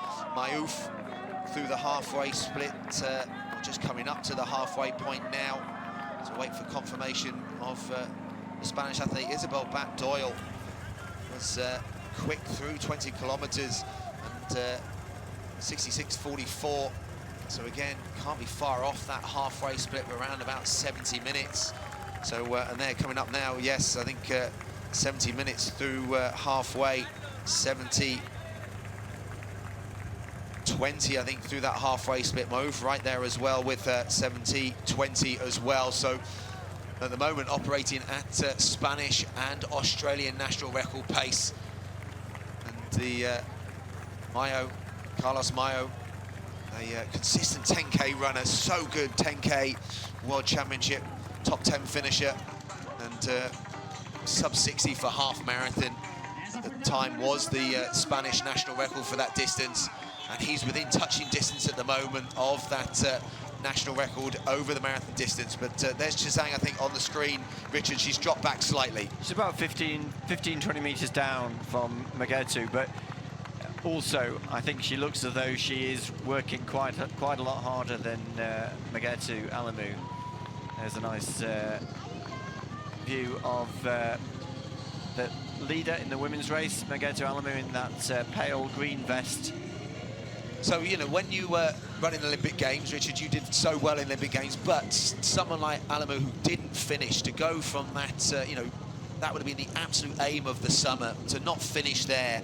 How hard is that to pick yourself up and obviously, you know, to get back, you know, the mindset and the hard training that's needed to get back in shape? Yeah, I mean, obviously she will have been very disappointed. I mean, we've talked about how hard it is to make the Ethiopian team, so she probably went in to that race with high expectations, but in some ways, you know, when you are sick, it's a very obvious reason why she didn't perform, and probably took a short break, and here she is less than 4 months later running her third marathon of the year. So yeah, would have been very disappointed, but obviously has come in with big goals. And Haji Ajilo, when I spoke to him a few days ago, said she was very much hoping that she could not only run a PB but attack the course record, and she's doing just that today, well inside course record pace as they go well beyond half distance. So some notable athletes through the halfway mark. Sarah Hall through in 71.40 in 12th place. Clara Evans, the Brit, in 19th place in 72.20. So that's the depth at the moment. Top 20 inside 2:25 pace here. So there's Sander Moen, the Norwegian athlete who's run so well again over the half marathon, over the marathon. Just a little look over his shoulder, his best back in 2017 for Fuka. I don't think we've seen the results yet this year, Richard, of the Fuka Marathon that would have been during the night. So we need to refresh our laptops, see who did come out on top in that race. So he's through halfway in 62.22. So again, inside national record pace, and there's such a big number of athletes chasing those national records, and you can see that group there with their pacemakers as well. So they were a minute down at halfway, so they were at 62.12 through that halfway mark, so exactly a minute. So there's some good runners in this group, but I don't know whether they can chase. So this might even be the third group now, around about the 2:05 mark, so maybe Moen's just slowed down to join the third group.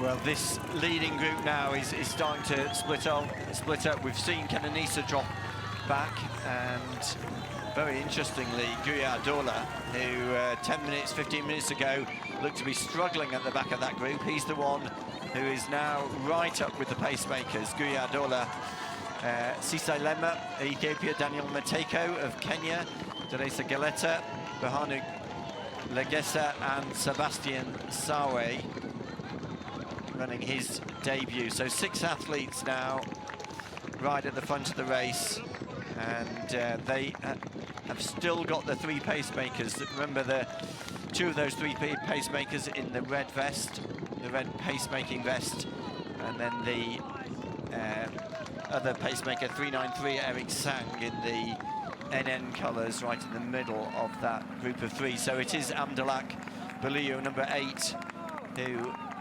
is the next athlete to drop off.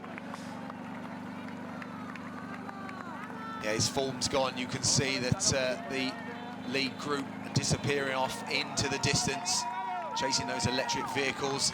The check of the watch, Adola, I almost wrote him off a few kilometers ago. He looked fatigued, he looked tired at the back, looked uninterested, but that's what the early stage of the marathon is about. It's about clipping out those miles, those kilometers, and almost like a game of poker, not showing any of your cards, because there is so much running. But one thing I did say is he's very, very experienced, and he's also very good at getting on the podium at big races. But almost his little surge, and maybe just takes a little look to go back to the back of the group. Maybe he showed too many of his cards, then he wants to go back and be a little bit anonymous at the back. But someone that almost can't be anonymous, Cecil Lemmer, again, his ability to podium in the major city marathons is only a few athletes have a better record than him, and obviously that time that he threw down 12 months ago, I think cemented his record in top-class marathon running, and it was so impressive 12 months ago. And yeah, the talk said he's not in the shape coming in, but maybe that could be a red herring as well, Richard. Great view of the great Miguel Indurain, five-time winner of the Tour de France in the 1990s, has been at this race for quite a few years, doing pace-making duties, but in a rather easier style on his bike. Great to see Indurain. You don't get anyone better with road handling skills than Big Mig out there, so he'll be fascinated by this chase on the national record. So just 20 seconds outside, 70 minutes through halfway.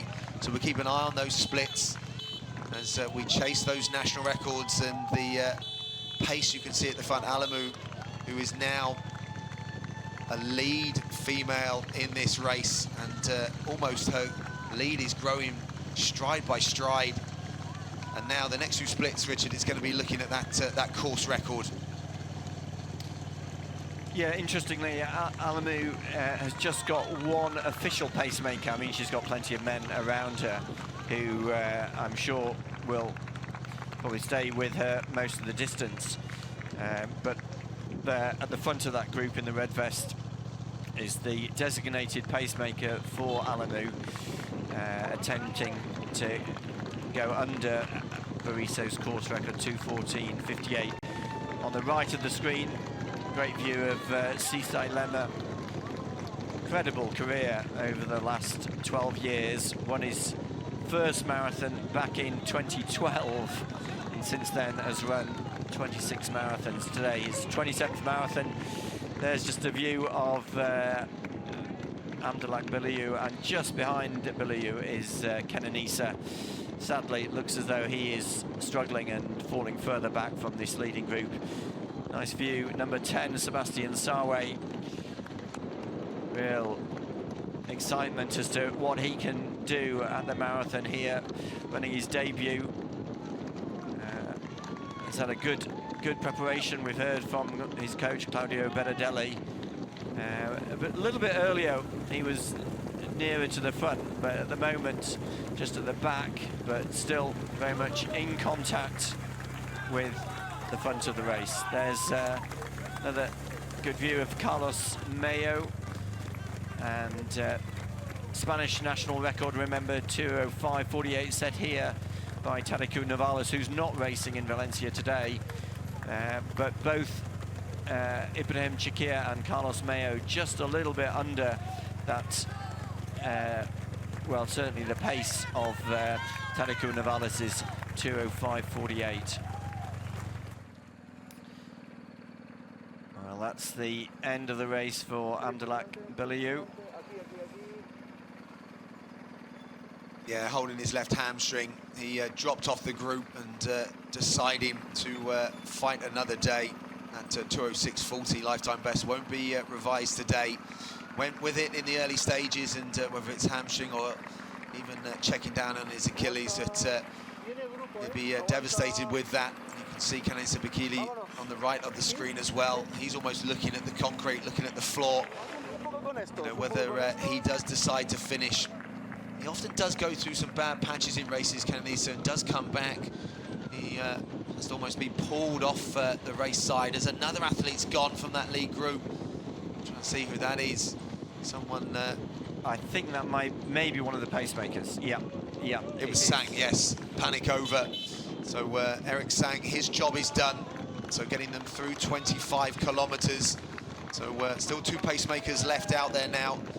And if they can get to 30 kilometres, that is almost the golden distance for pacemakers, because then it sets up the last business end of the race here in Valencia. So again, welcome to the 2024 Valencia Marathon. Trinidad Alfonso, EDP, we're absolutely delighted to have you watching wherever you are in the world. The men's and women's races are hotting up. You can see 25 kilometres, just a slight drop off of pace. So even though she's moving away from the chasers behind, just losing a few seconds to that course record.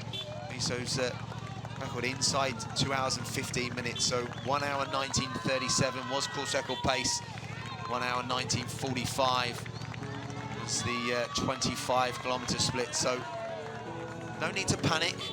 Just a subtle increase over the next 2 kilometres could pull that time back very quickly, as Adola, who looked so good, didn't he, Richard? Having not looked so good, now he's dropped back off the pack.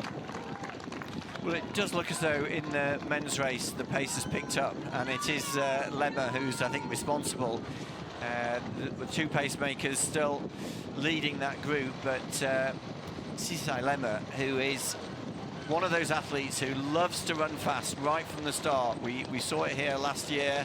That's how he won the race, going clear as soon as the pacemakers dropped out. We saw it again earlier this year in Boston when he ran that incredibly fast first half, 60:19, and that massive lead in Boston, and somehow managed to hang on to the lead to win that race.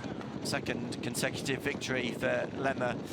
And Lemmer, although we heard from his coach Gemadou Degafer that he hadn't had the perfect build-up for this race.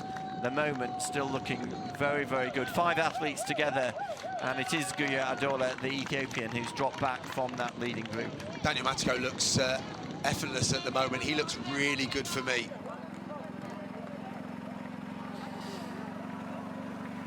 So the athletes are now, I think this is the Torres de Serranos, one of the famous monuments in the town. This is at around 28 kilometres. That's right, Richard.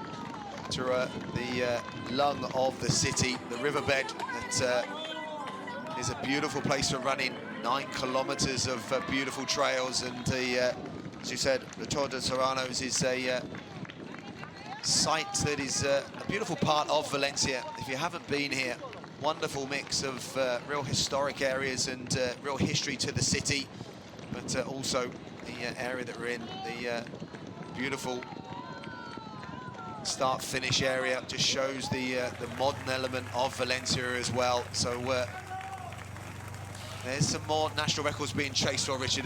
You can see the Italian national record, and there's a couple inside that Norwegian national record at the moment.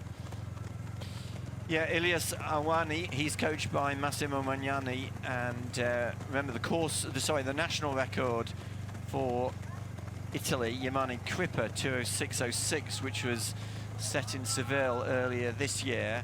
Maru Teferi, he's under the Israeli national record of 2:04.53, and that's a lot faster than Maru Teferi's ever run in his life before. And what's incredible, as we mentioned earlier, is that Teferi's running his 2nd marathon in 6 weeks, having finished 3rd in Amsterdam at the end of October. So, yep, some national records under threat. There's Carlos Mayo running alongside the Kenyan debutant Matthew Kimeli. So on the right of the screen is the leader in the women's race, Megatu Alamu. Looks as though she is now clear of the 2nd-placed female, Stella Chisang. Still plenty of male athletes around her, including designated pacemaker.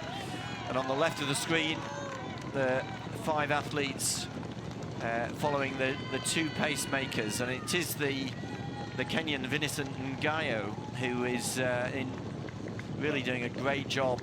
Well, the 2 pacemakers, they're going to clearly lead the group through 30 kilometres. Magatu Alamu has a lead over Stella Chizang of around about 14-15 seconds, so it's still closable for the Ugandan athlete, who's again running way inside national record pace at the moment. And Misven is over a minute back in third.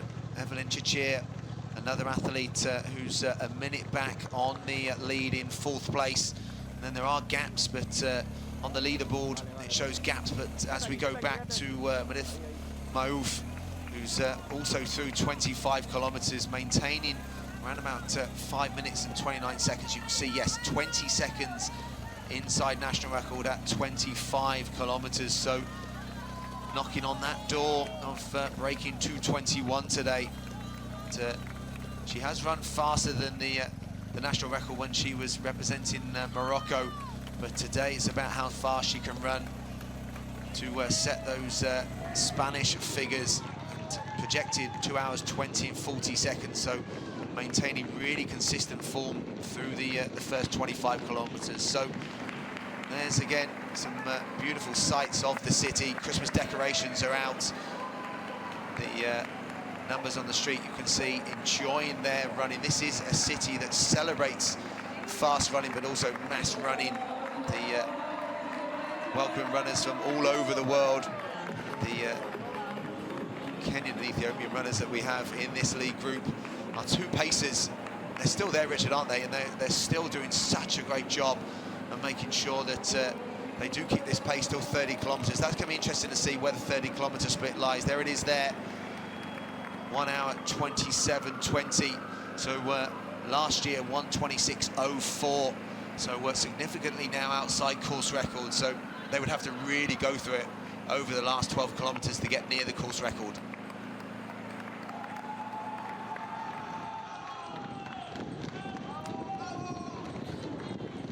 Yeah, the pacemaker's doing a really good job if they're going to keep going beyond the 30k point, which is what exactly they are doing. 391 is Samuel Milo and 394 Vincent Nyago, and it is the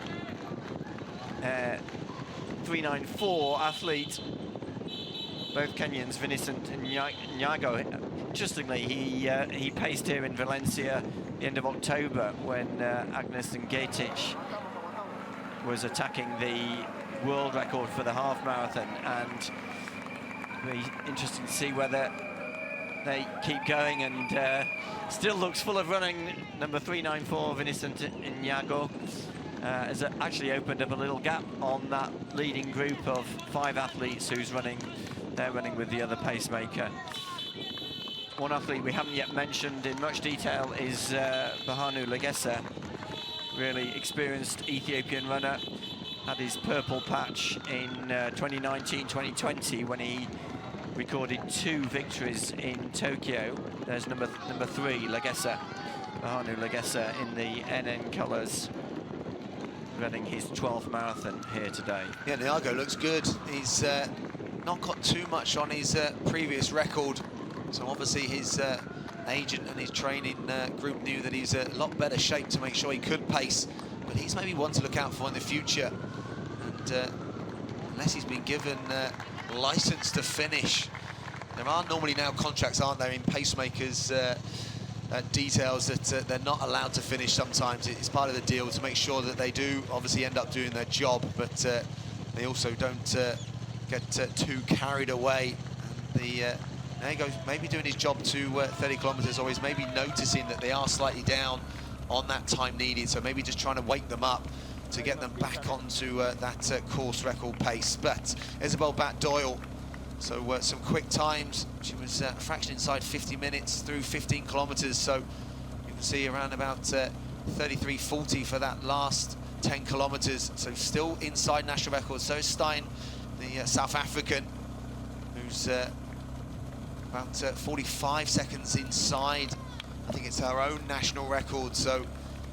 Also set in Valencia. I mean, I think that's what's so striking about so many of the personal bests coming into this race, that quite a few of the athletes who are here trying to set national records or trying to improve their best times, those best times go back either to the race here 12 months ago or 2 years ago. Now, that's one of the pacemakers who has dropped out right at the front of the race. In fact, it looks as though both pacemakers might have gone, because now on our screen we've got 5 athletes, and Daniel Mateko, the Kenyan, is looking around. No, we've got one of the pacemakers. So it is the pacemaker who was right at the front, Vincent Inyago, who has dropped out, and now Samuel Milo. Was still very unusual for a pacemaker to be in the race beyond the 30-kilometre point, but I'm sure the leading athletes won't mind that. Daniel Mateko just accelerating and running alongside the pacemaker and actually having a few words with Milo. I'm sure that he's hoping that the pacemaker will continue for a few more kilometres, but they've done a great job, the 3 pacemakers, and Milo still in the race. They've gone past 31 kilometres now, and interestingly, Cisse Lema, defending champion, is the one who has dropped back. Cisse Lema has gone, yes, so the defending champion is not in this lead group. Daniel Mateko looks so good. You can just see that stride that he's got, loping along, and they're wearing number 1. Cisse Lema reminds me of a boxer sometimes, and he's not afraid to throw a few punches. He did that 12 months ago, but he's going to have to take a few here, and he's going to have to try and close that gap. And unless he's maintaining the pace that they've been running, and maybe the pace has picked up. We did see one of the pacemakers going off the front almost to invite them to pick the pace up. Cisse Lema talked about it wasn't the perfect build-up, and now that gap, and maybe Sebastian Sarway just a little lean to the left, and maybe this is the first time he's showing some fatigue, because the pace, I think, has definitely picked up. And it has to go. This is his 3rd debut, Richard, so having not gone to plan 2 times before, he's dusted himself off, and probably learned from those 2 previous races in Chicago, in London, his half marathon pedigree. When you go through it, it's just so impressive, Richard, isn't it, that you know, it was almost a given that he was going to transfer to the marathon. It didn't happen twice, but the marathon, as you know well, is about learning the distance. Yeah, one of the people who've been talking up his potential is his training partner, Elliot Kipchoge. Mateko, part of the great group of Patrick Sang, and trains alongside Elliot Kipchoge. And there we just see the 3rd of the pacemakers who's done a great job. He has dropped out, but this is very, very interesting, because it's Teresa Galetta in the green vest who has set off with Mateko. These 2 are now opening up a few meters over the Ethiopian Behanu Legessa, and Sebastian Sarway really having to work hard to stay in contact. Mateko looks really good through 20 miles. So were those runners sat at home or maybe lying on the sofa and have run a marathon before? No, the marathon really probably only starts at 20 miles. In the fatigue in the legs, in the quads, and at the moment, Daniel Mateko looks like he's got none of that. Just see that heel recovery, and almost looks as if he's on the track, very relaxed arm style. Almost looks like there's not a bead of sweat on the NM runner's head. And this is very impressive, Richard, and probably with less than half an hour of running to go, Galetta is the only runner that can go with him right now, and they are in single file for being in that big group for so long. Sebastian Sarway is trying to stay in contention, but I think the pace has just picked up front. It's going to be interesting to see what this next 5K split ends up being. It will be. I mean, they're less than 10 kilometres from the finish, having gone through the 20-mile point. And it is Mateko who's really picked up the pace. Galetta, the Ethiopian, having to work very hard to stay with Mateko. Remember, Mateko was 2nd here in Valencia in the half marathon just 6 weeks ago when Kajelcha broke the world record. He ran 57:30. Mateko finished 2nd in 58.17, which was a lifetime best for Matejko over the half marathon. So Matejko does know Valencia, but running his first marathon here and looking very good. And there's the leading female in 2:02, Magetu Alamu, getting some instructions from the athletes around her. Yeah, got two pacemakers, one in the red vest and one in the green vest. Oh, and Matejko, well, he's opened up 5 or 6 meters over Galetta. So there we see our first 4 athletes. Daniel Matejko still looking very composed out in front, number 11. Second place, Delisa Galetta.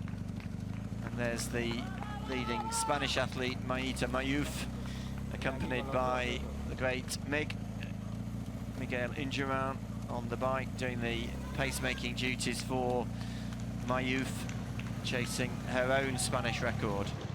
You could maybe just see some signs of fatigue on Mayuf there, but, operating at that national record pace.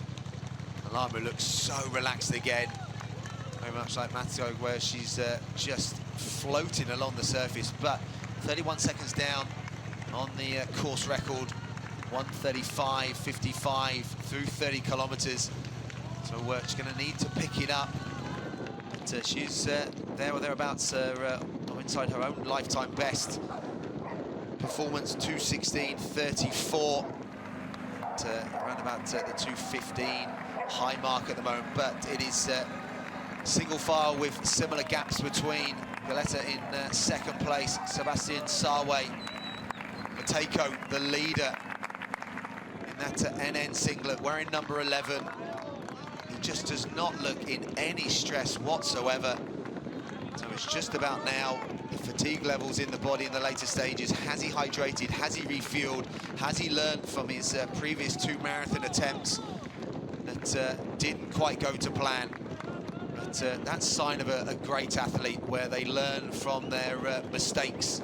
And he threw caution to the wind previously, and it didn't end up turning out how he hoped. But today, and that shape that he's shown in the Valencia half marathon a few weeks ago, and he's probably in marathon shape then, or marathon training then. So to come out and run 58.17 that day behind Gajelta's world record,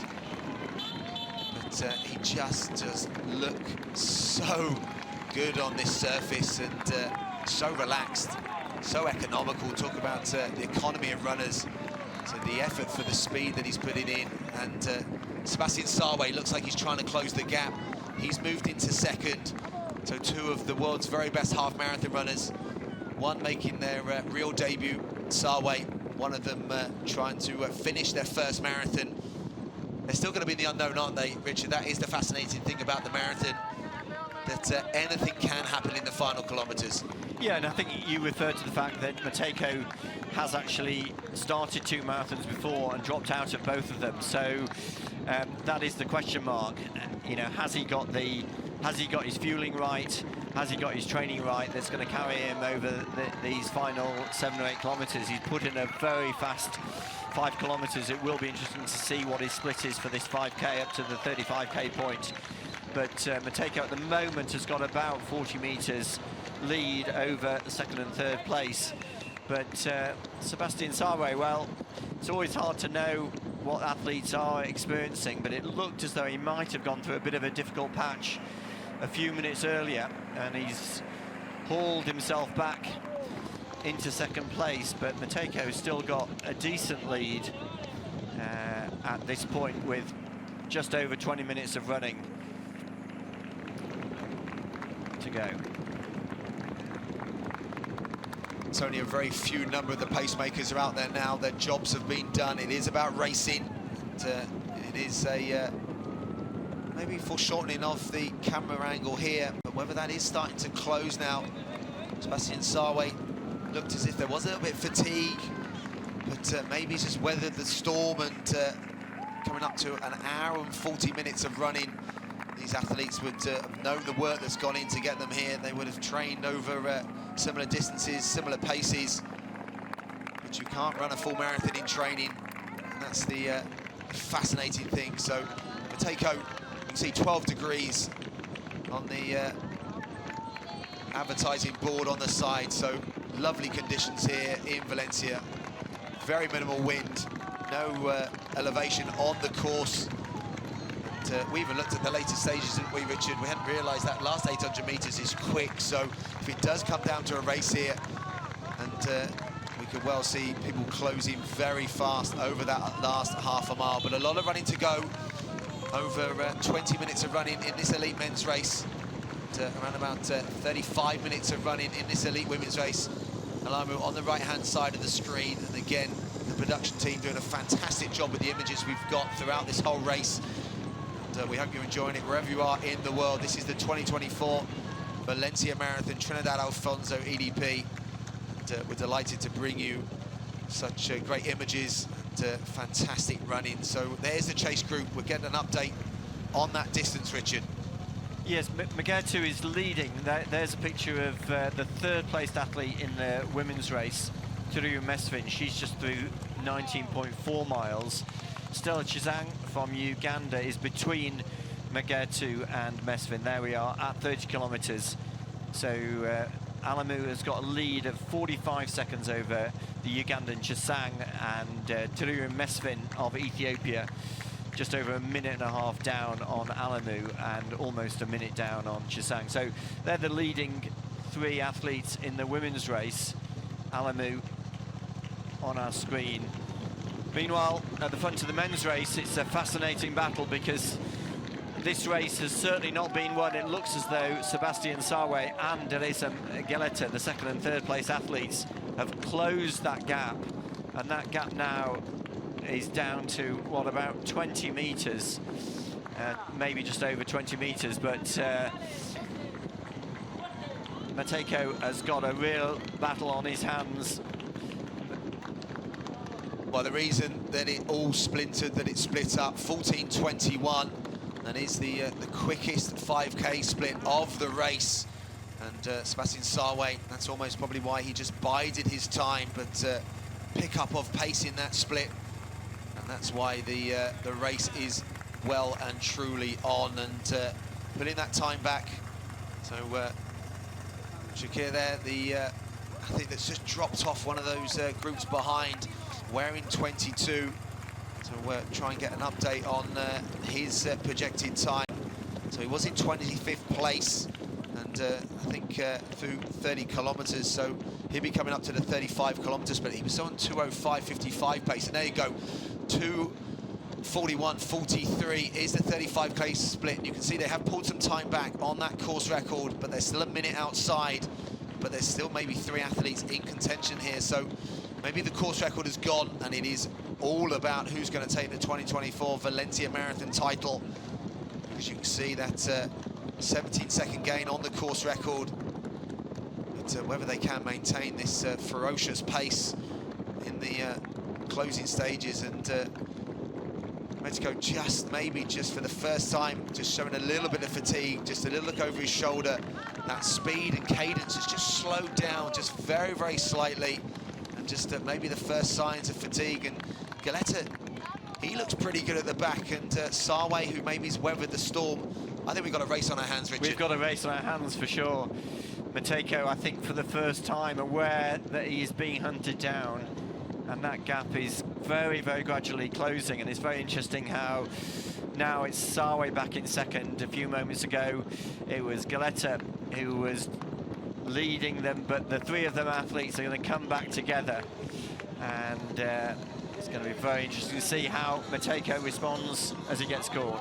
Yeah, because Geleta, obviously, you know, we were so impressed with him in Seville, and he smashed it that day. He would have obviously been half delighted with such a good finish in the Olympics, but to be so close to a medal would have also been disappointed. That's Sebastian Sawe.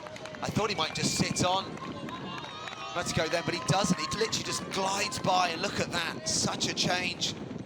Matejko goes from looking ominous, looking as if he was going to float away, was going to run away with it. Sebastian Sawe weathered the storm. That's Daniel Matejko just got it wrong, very, very slightly again, but you can just see that fatigue, you can see the beads of sweat that just weren't there. 5 kilometres. Sebastian Sawe He's just gone now into a 10-15 metre lead. And growing. Wow. I think the thing about Sarway is that he is a winner. I mean, you just look at his record. Run 9 half marathons, won 7 of them. Run 10 kilometres, won 5 of them. And he's won his most recent races. He won in Copenhagen in September over the half marathon. He won the 10K in July in Peachtree. And just the way he's taken control of this race over the last few minutes and really looks full of confidence and so composed. And it's fascinating how this race has changed in the last 10 minutes. Matejko, who had that gap of 40-50 metres a few kilometres ago, now struggling to stay with the second place athlete Galetta. Well, I was lucky enough to be in Copenhagen for that half marathon, and he obviously moved away from Jacob Kiplimo in the latter stages. And Sarway looked brilliant that day, but was just biding his time when the pace increased. But I think you have to in the marathon, you have to check yourself, don't you? You've got to make sure that you're ready to maintain that pace. And there is going to be a bit of fatigue in there, but the moment then that he almost weathered that storm, Matejko and Galetta just can't go with it either. Galetta looked superb as well a few kilometres ago. Now he's in the battle for second almost, but Sebastian Sarway is a ominous figure. He's 28, as you said. That half marathon record is so impressive, and he's had a little bit of success on the track as well. The 1 hour world record a couple of years ago in Brussels, a distance that isn't run that often, but he's got some great concentration, and he looks so good now, Richard. He looks so good, doesn't he? Very, very smooth, still very good cadence. Matejko, the Kenyan, appears to be struggling, and very, very tough for him, having had that lead just a few kilometres earlier. But there's a nice close-up of Sebastian Sarway. Highly experienced road runner, but today running his first 42-kilometre race here in Valencia, and looking very good. And look at that gap. That gap is increasing. It'll be very interesting to see what his 5K split is. I think this race has been a real battle of attrition. I mean, it hasn't been very level paced. That 25K to 30K 5K split, 14:11, which was when the race really broke up. And then the last 5K, 14:38, that was through to 35 kilometres. And I think the nature of this race and the uneven pace is what that the runners are really struggling with now. Matejko dropping back from Teresa Galetta, second and third place, but Sebastian Sarway right at the front. He appears to be extending his lead, and the runners have now turned back towards the city centre. This is the stretch which will take them back to the famous North Station, which is at 38 kilometres. Yeah, they'll be sensing that they are heading now towards that finish. They're in the business end of the marathon distance now. 1 hour and 48 minutes on the race clock. There's some people hurting out there. There's people that are very close to their national records. Some went out at some very brisk paces through the halfway marks. And Galetta, the Ethiopian athlete, just having a look over his shoulder. So consistent again. He's someone that is a very consistent performer. But he won't give up till the end. You can see almost that he's fixated on the back of Sebastian Sarway. But Sarway, look at that. That's a great shot side on. You can see the speed of the cyclists over the other side of the barrier, that the speed of their cadence to keep up with Sarway. And they're on a bike, and he is pounding his way through the streets of Valencia. And that gap is growing, and we're trying to get an update of that gap. But it looks to be maybe to 15, even 20 seconds now, Richard. Yeah, he still looks very, very smooth. Great leg turnover.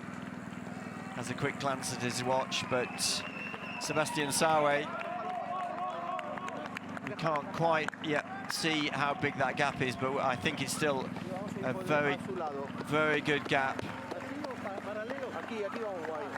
Started out actually as a 1500 meter athlete, and since then, well, look, we can see Teresa Galeta more than 100 meters back down the tarmac.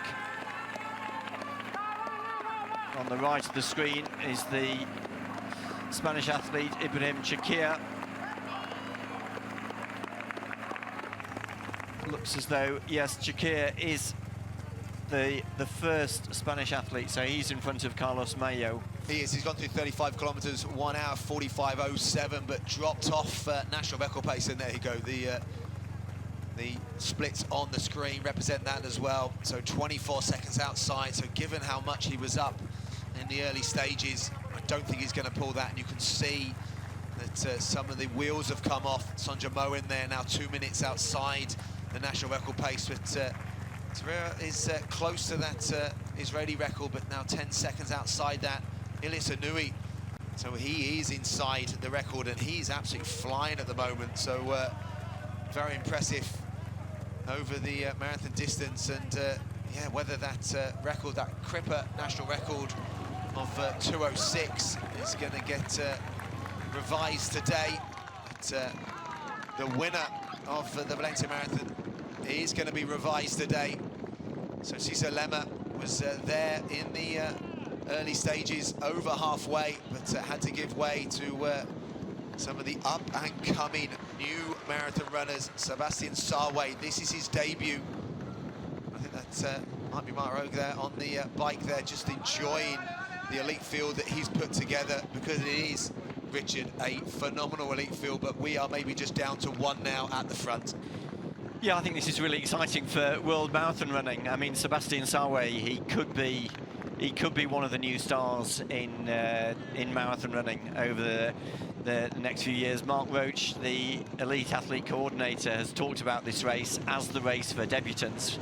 We only need to think back to 2 years ago when Kiptum came here and ran that amazing time, 2:01:53, as a Marathon debutant. Also, that day, Letesenbet Gidai ran the fastest female debut performance, which has obviously since been bettered. But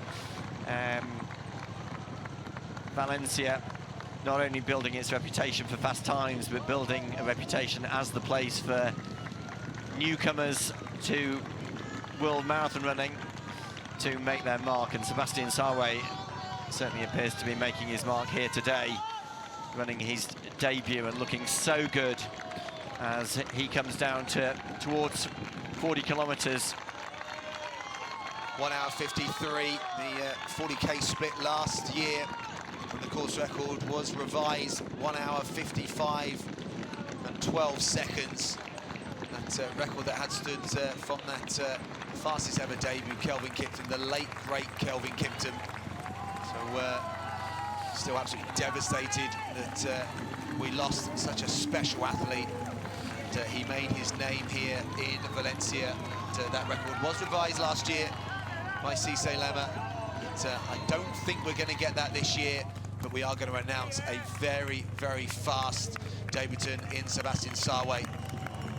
So there's Ilyas Awani, the Italian athlete who is chasing Yamani Berhan Cripper's Italian record. And just yesterday I was speaking to his coach, Massimo Magnani, who was very, very excited about Awani's prospects. Came into the race, James, I think you were at that race in Barcelona where he ran 2:07:16, and at the moment he's operating almost 2 minutes quicker, chasing that Italian national record 2:06:06. Meanwhile, in the women's race, Mageto Alamu has gone through 35 kilometers, 1:52:43, so she is still some way down. A little look of pain and discomfort on her face, but she's got just less than 7 kilometers to run.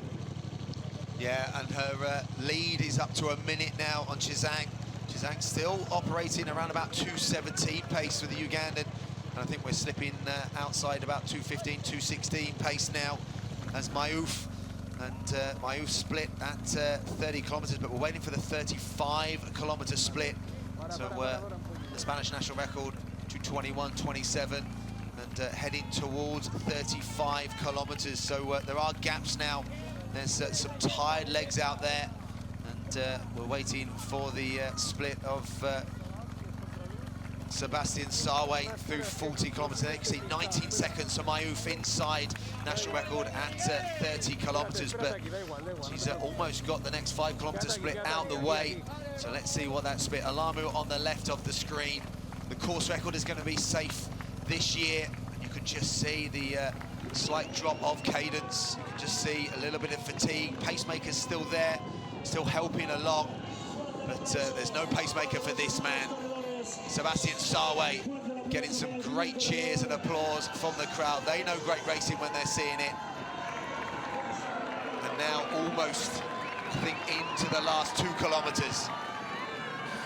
Yeah, he's just swinging right back onto what we call the garden route, past that gate, the Porta de la Mar, and he's just got 2 kilometers of running, and he's still got a very big lead on the right of the screen. We can see the second-placed athlete, Teresa Galetta, having a great run. This is his 3rd marathon, remember, of 2024, having won in Seville in February, 5th place in the Olympic Games in Paris in August. But it is the debutant, the Kenyan Sebastian Sawe, who is heading for victory here in Valencia. Well, if my maths are right, 1 hour 55, 52 through 40 kilometers. There you go, 41 seconds. I made that last 5 kilometers 14:08, Richard, 14:08 for that last 5 kilometers. So that's why, again, he's pulled a chunk of time back on that course record. So it is going to be one of the fastest ever debuts over the marathon distance that we've ever seen. And he's edging towards that 2 hours and 2 minute clocking, because he's just got faster and faster and decided, I like that he's going to get his drink on board. That's going to help his recovery for the next race. That's going to help him almost forget the pain, forget the fatigue that he's accumulated over the last 2 kilometers, because barring disaster, he's on his way to take this title. Yeah, that graphic showed us his results from some of his best half-marathon races. Remember, his last half-marathon was in September when he beat Jacob Kiplimo, ran his best time, his second best time, 58:05. That was just less than 3 months ago. Best time for the half-marathon, 58:02, which was set in Ostia 2 years ago. But Sebastian Sawe stepping up to the marathon today for the first time, and really looking great over the last 2 kilometers. Remember, he won the World Championship half marathon in Riga 14 months ago, and today has chosen Valencia for his marathon. Claudio Berardelli said he had a great build-up, so there was a lot of anticipation around his debut here, and he has produced the goods. At 30 kilometers, he was back in 3rd place and struggling to hang on to Teresa Galetta. But over the last 10 kilometers, James, as you said, those splits, 14:11, 25 to 30k, 14:38 from 30 to 35k, and then I think the fastest 5k of the race, up to 40 kilometers, 14:08, and he's now into the final mile, down this beautiful stretch past the Jardim del Turia, which is going to bring them down into Gulliver Park and back to the Ciudad de las Artes y las Ciencias. Yeah, and that increase in 5k split is why he's got 24 seconds on Galetta behind, and I think on our reckoning that Mateko's another minute back on that. So Daniel Mateko, who looked just so good, he really kick-started the race, and Sebastian Sawe bided his time, and he coming up to the 2 hour mark, can really enjoy this last kilometre. The crowds are enjoying this running, and the last 800 meters is fairly fast as well. So what can he close out? You can see 900 meters to go, so he's going to know so well what this feels like in training. We'll do so many reps around the kilometre mark, but he's way inside that now. Richard, this has just been a superb debut. fantastic debut, and slight downhill as he comes back into the start-finish arena. He'll already be able to see the arches, which we can see right in front of our commentary box here. Sebastian Sarre, just about 2 minutes, less than 2 minutes of running to go. Remember, the world leading time for the marathon, 2:02:44, set by John Correa in Chicago less than 2 months ago. And Sebastian Sarre here on his debut looks as though he's not only going to record his first victory at the marathon, but he's going to set a world-leading time. Here we are, 500 meters to go, a very slight uphill as they go over the bridge, and then as he comes onto the carpet, Sarre, you can see how his cadence will change as he runs down this hill, just over 400 meters to run, and he's got a very big lead.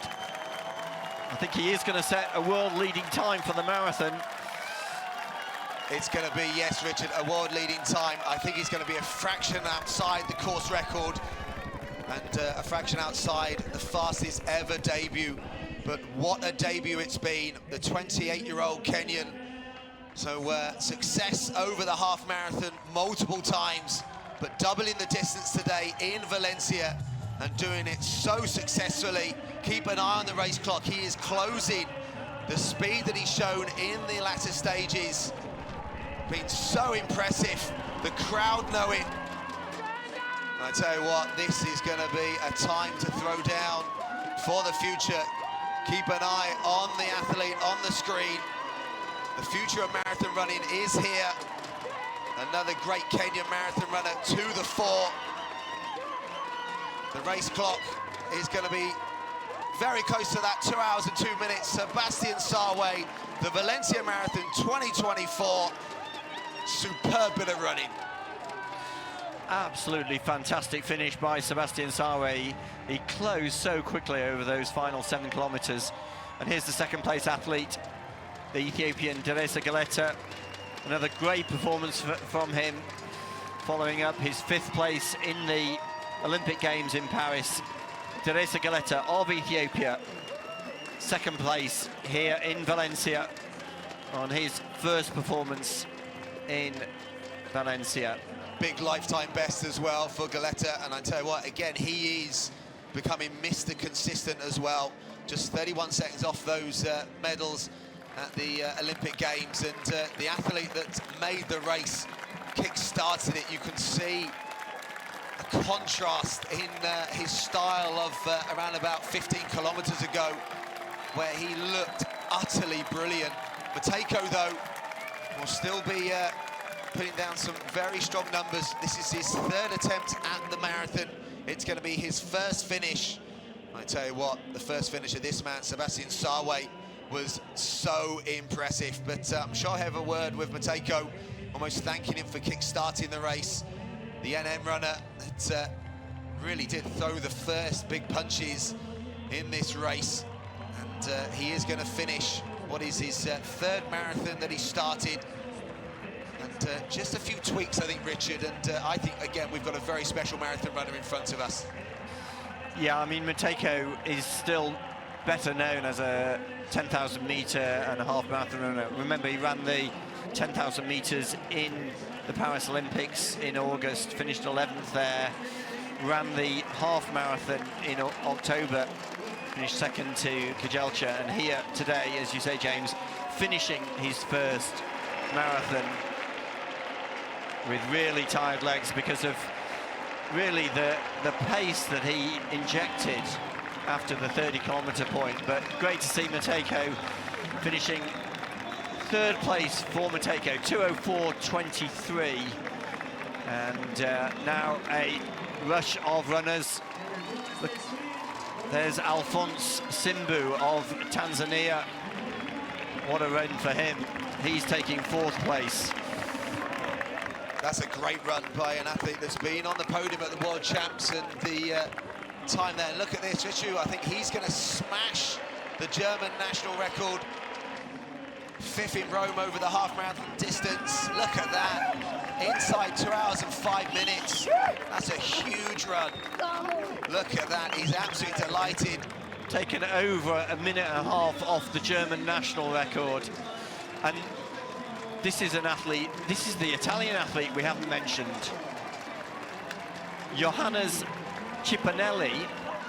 What a run from him. His best time, 2:09.46. There's Bahanu Lagessa finishing. But just coming across the line there, Johannes Cipanelli. I think that is a new Italian record, because the screen now is showing Ilias Owani, but I think he is the second Italian athlete across the line, because Johannes Cipanelli is already through the finish line. Some big runs, Richard. Richard Ringer. Wow. He's taken more than a minute and a half off his best. Remember, Ringer came into this race with a best time of 2:07.05. And there's Owani. Well, Owani's run a best time by over a minute, but right in the background is the new Italian record holder who's celebrating. And there's a nice picture from the behind of the new Valencia Marathon champion. There's Cipanelli. That's Tadesse. Sorry. Abraham, isn't it? Taking a bow because he knows that's his final marathon. Hilly Kipkovic is another finisher in their debut. 2 hours, 4:41. Sabisa, this is the American athlete. He's going to be inside 2 hours and 7 minutes, battling for the line. I think coached by, I think Stephen Has. I think it's a big run by the American. 2:06.50. Wow, there's some big times that have been thrown down. Wait for confirmation of them when they do come through. But Cisse Lemmer, fair play to Cisse Lemmer, finishing in 2 hours 4:59, just behind that big group. Turek is the French athlete. He's going to be outside 2:07, but again, so many big runs. And the national records that have been thrown down, the performances that have been put down today. There's Ibrahim Chikir. He's going to run a lifetime best. Remember, Chikir's best coming into this race, 2:07.48. Well, he crosses the line in 2:07.32. We've just seen Zere Kibron, Norwegian athlete, finishing around his best time. So last year we had 19 athletes under 2A. I think this year we're going to, the depth of the results this year is going to be quite phenomenal. But also going back to Sebastian Sarway, his second half was inside 61 minutes. I'll make it probably inside 60 minutes and 50 seconds for that second half of the marathon. So threw down a big negative split, and taking the plaudits and the Kenyan national flag, as well as the, I think it was the Valencian flag, was being put round the champion's neck. And still just getting confirmation of the times that are flying in, and so many impressive performances. Tadesse Abraham, as you mentioned, at the age of 42, finishing his marathon career here with a time of 2:04.40 at the age of 42. There's a nice picture of the race winner, Sebastian Sarway, alongside the benefactor Juan Roch on the left of your screen. He is one of the prime movers here for the Valencia Marathon. On the right of the screen, Paca Bacao, also one of the great initiators of the Valencia Marathon. And obviously the support that the Valencia Marathon will have on the local communities, those devastated by the floods. And for every single finisher of these 35,000 runners on the streets, they'll be donating money towards those. And it's been such a celebration of coming together as a family, as a sport. And on the left hand of the screen, we have Alamu, the leading female. And on the right, we have the men still crashing across that finishing line inside 2 hours and 10 minutes. And as you said, Tadesse Abraham, a new Swiss national record in his final marathon. I wonder whether that might persuade him to keep going any longer. as you said, 2 hours, 4 minutes and 40 seconds. That is some performance. And so Sonja Mo in there, out in early splits inside national record pace and just having to settle back in that second half. Some fatigue in the legs, and there is fatigue on the legs of Alamu in the later stages of the race. 2 hours, 10 minutes. Richard inside the last 2 kilometers here. And, barring a disaster, it's going to be the title for Alamu. Yeah, just looking at the results of the athletes already across the line, we've got 26 athletes who've gone under 2:08 here in Valencia. There's, on the right of the screen, Carlos Mayo actually set off in search of the Spanish national record, but so he's slowed quite a lot over the second half, but still a very credible first performance over the marathon. He's going to be just outside 2 hours and 11 minutes on his debut here in Valencia. On the left-hand side of the screen, we're following the leading female athlete, Megatu Alamu. Still got her 2 pacemakers. She's coming into the final kilometre of the race. Yeah, Maya will learn a lot from that race. It is, as we've seen with even those that are crossing line in the top 3, a learning process. 2 hours 11 for Mayo. He will probably be slightly disappointed with that, given the quality. I tell you what, quality of longevity. The athlete at the back of the elite women there is a certain Rhys Estevez. Still going, Richard, still going. Look at him. He's 49, is he? Oh, something in that region. But he's got a 2:18 personal best. And I think you raced him, didn't you, 20 years ago? I did a few years ago, yeah. Richard, I did. And I thought he was getting on then. So he's come back, a resurgence, and he's still a favourite. They absolutely love him. Just gone past Megatu Alamu at the front of the women's race. So Reyes Estevez. A little thumbs up, and he'll be getting some great support.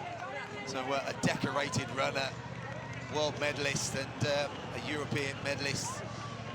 He's someone that, again, never thought I'd see him run a marathon in his later years, but there he is, out there, gone past the lead female. And on the right of the screen, there's the first place Spanish athlete, Ibrahim Chakir, who is finishing time 2:07.32. So he has set a lifetime best here in Seville, not a new Spanish record. Remember, that was set here by Tadeko Navales, 2:05.48, but a great result for Chakir. Ran his personal best in Seville 10 months ago, and he's gone 16 seconds faster here today. There's Megatu Alamu, still following her 2 pacemakers, on course for victory, well clear of Stella Chisang, the Ugandan, who's in second place. Yeah, her split through 40 kilometres, 2 hours, 9 minutes and 31 minutes, so the pace had dropped. It means a projected time around about 2:16, even going on to 2:17, so she's right around her own lifetime best.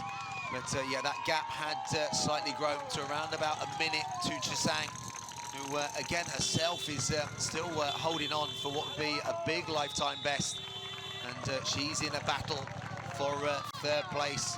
Miss Finn is the NN athlete that is occupying the podium at the moment, with Evelyn Chachir trying to give chase, but Alamu up front at the moment. Looks as if this is almost a procession over the last few kilometres to the finishing line.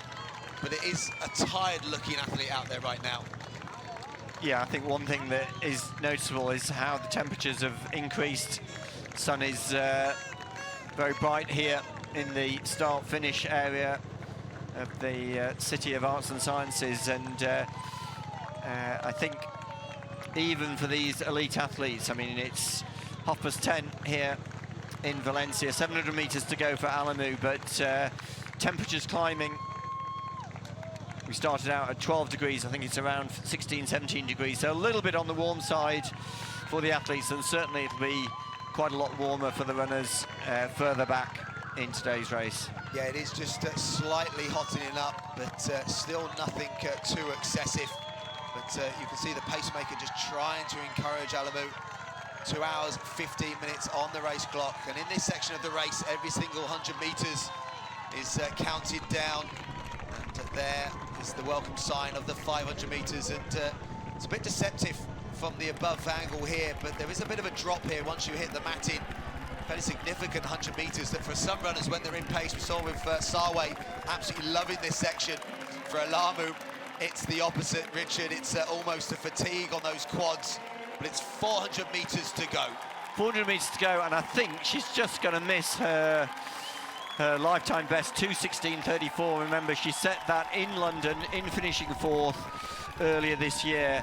But what a great record she's had over the last 3 years. 3rd place in Chicago a year ago, 2nd place in London a year and a half ago, a 4th place in London earlier this year. So hugely consistent at the World Marathon Majors. This is her first performance, first time in Valencia, and she's now into the final 200 meters, well clear, and she's just going to be outside her lifetime best, 2:16:34. Now at the age of 27, coming into her prime in her marathon career. Has already run 17 marathons, and today here in Valencia is going to record her 3rd big marathon victory, and probably the biggest of her career, having won previously in Rome and in Seville. Today, great run for Megatu Alamu, 2:16:49. Just outside her lifetime best, 2:16:34 are those figures, but that looked hard in the end. Operating around about 2:14 pace so much of it, but this has been a great run by the Ugandan athlete, Stella Chisang. And I think this is going to be a national record. Well, she had the national record herself, 2:20:23. So Chisang is going to take chunks off that. Chisang is into the final 300 meters, and in 3rd place, Turio Mesfin has actually made up ground on the Ugandan. So Turio Mesfin herself, she's got a best coming into this race, 2:18:47. So I think Mesfin could set a best time. She's really hunting down the Ugandan. Yeah, Mesfin's closing very, very well. Stella Chisang, as you said, improving her national record figures, and she's going to be inside 2:20 for the first time. An impressive 8th at the Olympic Games, and a 67:59 half marathon recently showed that there was good speed, but there's a good battle for the podium. Missen there, you can see in the arm warmers, is going to take 3rd place, but it's the Ugandan in 2:18:26. And is a fantastic performance in 2nd. Missen's also going to be inside her lifetime figures. They stood 2:18:47. So 3rd in the Delhi half back in October, 9th in Boston previously for Missen, and a podium finish today. So that's the women's podium confirmed, but there's also going to be now a chase on those world qualifying times, 2:23:30. And also a chase on the national record of Spain, Richard. There's Maïta Mayouf. She's approaching that final 600 meters. She's going to make a left turn very soon onto the carpet, back into the start-finish area. And I think she is still on target for a new Spanish record. Remember that record, 2:21:27. So she's got 2 minutes to break her own Spanish record.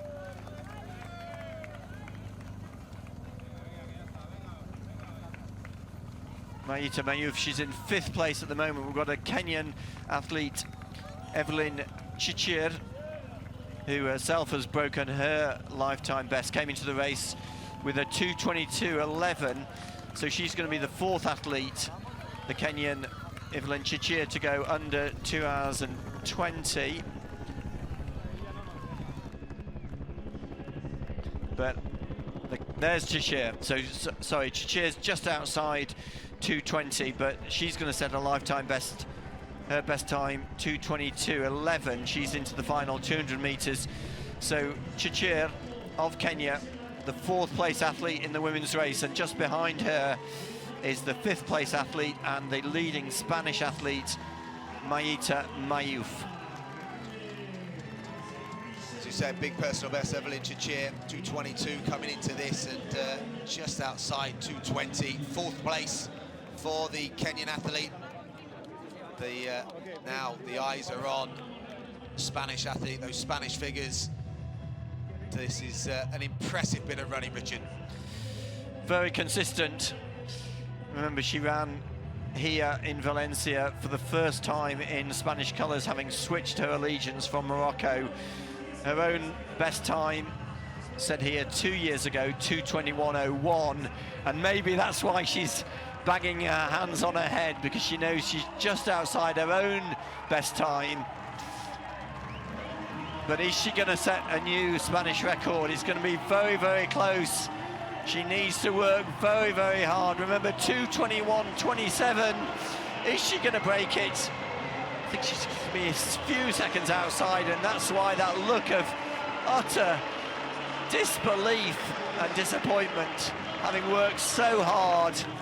Mayita Mayuf, the 1st Spanish athlete, just outside her own Spanish record, but once again Mayuf finishing as the 1st Spanish athlete.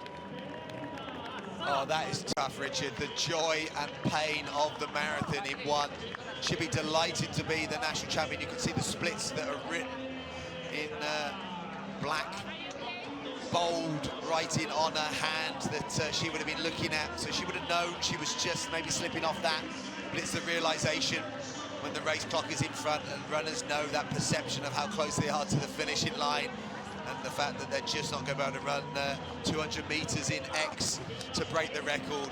So Jose Antonio Redland, who was a compatriot 500 meter racer with Riz Estevez, and Estevez ain't running 2:16, and there's some big shouts behind. That's another big Spanish run there. Laura Luengo, a new personal best for her. Wow, that's a superb run. 2:22.31. And there's Fionnuala McCormack. She's aiming for her lifetime best, 2:23.58 coming into this race. There's Sarah Hall. What a run for her, running here, her 4th marathon. There's Isabel Bat-Doyle. See if we can give her Bat-Doyle's time a new personal best, 2:22.59. And Sarah Hall finishing in 9th place, just in front of Fionnuala McCormack. There's some fantastic running there. Great run from Isabel Bat-Doyle. Sarah Hall coming into the finish, being hunted down by Fionnuala McCormack, who's going to run her lifetime best. So laying it all out there, fighting for those top 10 finishes here in Valencia, those times, and just outside world qualifying as well, 2:23.46. But Sarah Hall, the evergreen Sarah Hall, still racing at the very, very elite end, and that work she's put in up in Flagstaff. And that race then with Fionnuala McCormack, they were sprinting like it was their own race, their own battle. That could be the battle for, I think, maybe 3rd place in the Spanish Championships. And that's a lifetime best for the Spanish athlete Fatima Uwadu. So many personal bests being set here. Just saw the Czech athlete Moira Stuartova also running a new personal best. There's Susana Santos from Portugal. Came into the race with a best of 2:25.35. She's just coming into the finish now. We'll give you her time in a minute. Santos finishing in 2:24.56. 1:46, so taking almost a minute off her best. James, we are seeing so many lifetime bests. We are, and I think it's an Australian national record in the men's, I think. Andrew Buchanan, 2:06.22. Do some quick homework on the Australian national record. I think that could be new figures set, but I think we might be hearing from Sebastian Sawe, the champion in Valencia today. What a superb debut from the Kenyan First of athlete. all, mate, congratulations for the victory. And how do you feel with the victory? I'm so excited. I'm happy. Today being my first debut here in Valencia. It's a great moment to me. Yeah. Do you believe in the victory? It's a tough race. Yeah, because it was my first time. But unfortunately, I won the race, so it was so good to me. And what do you think about the race, atmosphere, time, the city? The city of Valencia is a nice city. I'm missing time today, my first PB. Best time for me. And everything was so good. Yeah. And the last question, like you know, it's a difficult time for Valencia people. Do you have any message for them after your victory?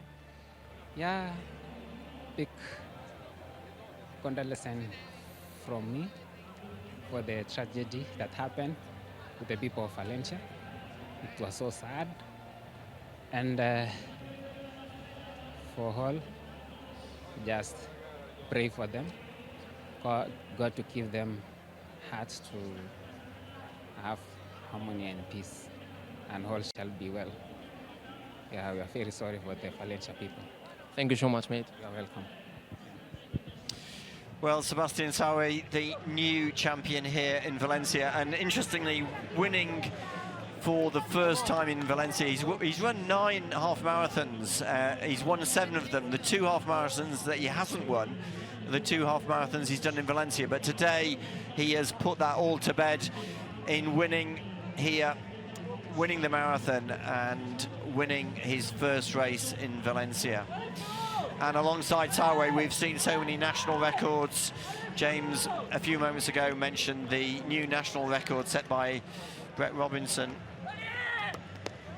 Sorry, by Andrew Buchanan in 2:06.22, beating Brett Robinson's previous record of 2:07.31. We've also seen new national records for Germany, Switzerland, Italy and Australia in the men's race. And we're just about to hear from the how do you new feel with the victory female champion. in this fantastic city, this atmosphere? Magaalaa bareedduu tana keessatti mo'atuu kan keetii fi wanni sitti dhagahame maalidha? Magaalaa kana keessatti mo'achuu koof gammachuu guddaatu natti dhagahama. Eeris xiqqoo. Baay'ee gammadeen jira kooti. I'm so happy to get this victory. Yeah. What do you think about the race, atmosphere? Haala ol dorgommii akka ilaaltee, haala qilleensaa akkamitti ilaaltee, haala naannoo. Haali qilleensaa baay'ee bareedaadha. Xiqquma jimaa xiqqoon harkubee malee baay'ee lafti isaas biyyi isaas bareedaadha. The course is very good. The weather is very good. Everything is good, but during the race I don't feel good. Little bit I feel injury. Only that's one is trouble mill. Beside of that, everything is good. Okay. And the last question, like you know, it's a difficult time for Valencian people. Do you have any message from them after your victory? Warra biyya kanaatiif wanni jettu jira, wanni dabarsu jira, jara bishaaniin inni sanii kennaan. Organizer iddoo kanallee wasitti naaf feeru isaanii baay'ee nan galateeffadha. Uummanni biyya kanaas baay'ee das namadha, isaanis baay'ee galateeffadha. Warra miidhameefillee warra bishaan inni it's okay. Just first of all, I want thanks for race organizer because he's invited me to have this victory here. Beside of that, I say for everybody during the race, it's make fun for me. Thank you so much for Okay, thank you. So that's Alamu's coach, Haji Ajilo, who was doing the translating for Magetu Alamu, the new champion here in Valencia, who was expressing a little bit of disappointment that she couldn't go faster than her personal best, 2:16.34. Here's the top 10 in the men's race. A superb debut performance by the Kenyan Sebastian Sawe, winning in 2:02.05. In second place, Teresa Galetta, and in third place, the Kenyan Daniel Mateko. And there's 20 athletes under 2:07.20. I recorded 26 athletes who had gone under 2:08, and a number of national records, including the new Australian record set by Andy Buchanan here, 2:06.22. So Valencia Marathon cementing its position as the place to run fast times. There's the leading results in the women's race. The race won by Magetu Alamu of Ethiopia, 2:16.49. Second place, Stella Chizang, in a new national record, new Ugandan national record, 2:18.26. And third place, Turiyu Mesfin of Ethiopia, also recording a lifetime best, with 20 athletes in the women's race going under 2:29, including the British athlete Alice Rice, who recorded a best time of 2:28.48. Yeah, the race clock now showing 2 hours and 31 minutes, and the number of masses of athletes over the finishing line, following behind some of these national records, and these are just some of the confirmed ones. I think there's maybe even a few more to add to the list, but Tadesse Abraham probably top of that list, justifiably, retiring at the age of 42. A European medalist, and someone that's had a stellar career, someone that also has had a stellar day today. Stella Chizang, 2:18.26, to knock a fair chunk of change off her own Ugandan national record. And they're just once confirmed on the screen, but I think there's even more national records to follow to that. And look at that, in arts and science, and where we are in front of us, the hemispheric is a beautiful building. As we look back on the highlights of the Valencia Marathon 2024, Trinidad Alfonso EDP, it's been a special day for Sebastian Sawe, the 28-year-old debutant, second in the half marathon here a few weeks ago, and throwing down one of the most impressive marathon debuts of all time, just outside 2 hours and 2 minutes, a negative split for the super talented Kenyan athlete that, well, he could well be someone that could aim at that world record, and we could maybe even see him challenging the magical 2-hour mark. But breaking the tape today, and that will be an applauded finish, and an applauded finish that will be seen around the world. And I don't think we can wait much longer for his next marathon race, but what he did in the latter stages was so impressive today. And Magetu Alamu was such a brilliant winner in the women's. It was tough out there. It was a tough finish over the closing stages, dropping away from her projected 2:14 or 2:15 time. But a win today. Alamu will be absolutely delighted to take the win. As Richard said, she's been so consistent in her marathons. And for someone that just knows how to prepare for major city marathons, but she'll be delighted today to be on the top spot of the podium here in Valencia. That'll mean the world to her and her team. She had great support from her pacers in the whole of the distance today. Alamu will come back to fight another day in a race that saw multiple national records, 24 world standards as well. And as we've seen, so many age group bests and so many fantastic personal bests, but also in what has been a very, very difficult time for the people of Valencia.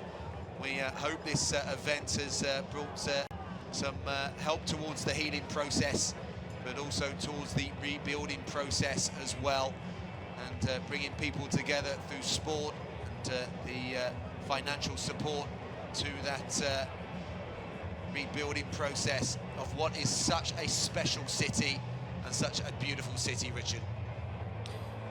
Yes, I think the organisers have wanted to really make a big statement about the support that's being given from this marathon to the families of the victims of the flood. with €3 from every finisher being given to a fund to rebuild some of the damaged facilities. This is the winner in the Spanish race, Ibrahim Chakir. Sí, la verdad, bueno, las sensaciones, la verdad que al principio súper bien.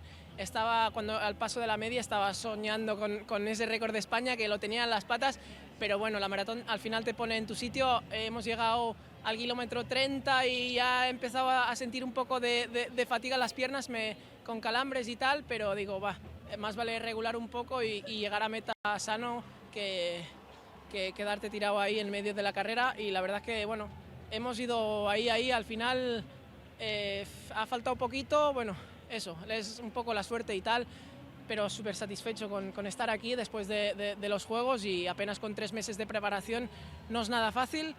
Hemos vuelto aquí y la verdad que contento de estar aquí. ¿Y cómo de cerca has visto el récord de España? ¿Lo has tenido ahí? Sí, la verdad que eso, soñar, para mí, no, un chico así que viene, bueno, de la nada, llevo 20 años corriendo, pero escalando cada año, poquito a poquito, y ahora este año soñar con el récord de España son palabras mayores, y la verdad que es súper agradecido y súper contento de ir progresando cada año más, y eso, que lo vamos a seguir luchando. ¿Y cómo has sentido sobre todo la atmósfera, la ciudad volcada con la maratón como todos los años? Sí, la verdad, y este año más con todo lo que hemos sufrido con Valencia, no es nada fácil, y súper agradecido a la ciudad, porque después de todo han salido a la calle a demostrar una vez más que tienen valor, que tienen fuerza y que están con la ciudad, y la verdad que se te ponía la piel de gallina cuando veías tanta gente animando. Y eso, que súper agradecido a Valencia, a la gente de todos los afectados de la daña. La verdad que súper, bueno, les deseo mucho ánimo, fuerza, y estamos con vosotros. Muchas gracias por tu tiempo. A vosotros siempre. Gracias. So that's the top-placed Spanish athlete in the men's race, Ibrahim Chakir, saying how he was chasing the Spanish record, and he was on target for that up until halfway, and then started to feel some tiredness at around the 30 kilometers, and so didn't get the Spanish record, but he did set a new best time, and he said he's super satisfied with his result, and also expressing his gratitude to the people of Valencia for the support given not only to the athletes but in staging this race and allowing the race to go ahead, and for the race to be such a positive statement in the rebuilding and recovery process after Storm Dana that devastated the city here 5 weeks ago.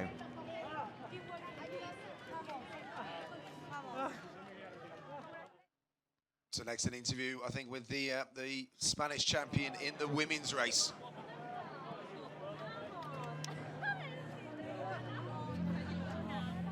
Hola, ¿qué tal? Primero que todo, buenos días, y sobre todo enhorabuena por la fantástica carrera. Te has quedado muy cerquita del récord de España. ¿Cómo te has visto? ¿Cómo te has sentido al final? Porque es una carrera dura. Bueno, durante la gran parte de la carrera la verdad que me he sentido fuerte, me he sentido bien, pero a partir del 35 a 38 por ahí estaba un poco mareada, y digo, pues bajé un poco el ritmo para poder acabar, y allí pues estaba hablando conmigo mismo y digo, pues tengo que acabar por debajo de la mínima mundial, ya que he visto que me escapa un poquito el récord. Lo he intentado en los últimos 2 kilómetros, calculando un poquito el reloj, pero se me ha escapado por muy poco. Pero estoy muy contenta de haber corrido esa marca, que es 2:21:40, creo que es una gran marca también. Y estoy muy contenta a pesar de la corta preparación que hemos tenido. Y bien, pues la próxima intentaremos correr aún más rápido. ¿Cómo has sentido sobre todo la atmósfera después de lo sucedido con la Dana, la atmósfera de la ciudad volcada con la maratón, con vosotros? ¿Cómo has sentido ese reconocimiento por parte de la ciudad y de los ciudadanos? Bueno, durante todo el circuito había muchísima gente animando, y bueno, quería dedicarme esa victoria como primera española a todas esas personas que han sido afectadas por la Dana, y bueno, esa victoria va por ellos. ¿Cómo has notado también, porque los datos que tenemos es que no ha habido ningún récord, ni de España ni mundial, entonces ¿ha sido una carrera más dura que otros años? ¿Has sentido como una carrera más dura? O? La verdad que no es dura, aquí se corre muy bien, la verdad que se corre muy rápido, pero después de los Juegos Olímpicos he tenido una preparación corta y la verdad que se ha notado en los últimos kilómetros. No me he notado fresca y bueno, mantener ese ritmo ha sido un poco difícil y aún así hemos corrido gran marca. Muchas gracias por tu tiempo y por contestar. Gracias a vosotros. So Mayita Mayuf, the top-placed Spanish female athlete, just expressing a little bit of disappointment in missing the Spanish record. She said her pace dropped at around the 35-38 kilometers, but still very, very happy with her result. Obviously, she was inside the World Championship qualifying mark 22:23:30, and also expressing her gratitude to the people of Valencia for the support given to her, and said this race was a victory for the people. Mayuf herself had run the Olympics in August and said that her preparation was shortened because of her recovery from her previous marathon. Yeah, it is very difficult coming back from the Olympics, on the highs, the emotions of the Olympics as well.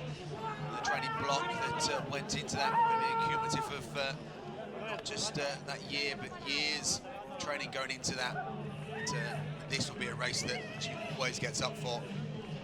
And you can just see that disappointment as she realised the national record had just slipped out. But that will keep her hungry going into training for the next block. I'm sure we'll see her back as the moments, the memories are being made here. But the young families are out.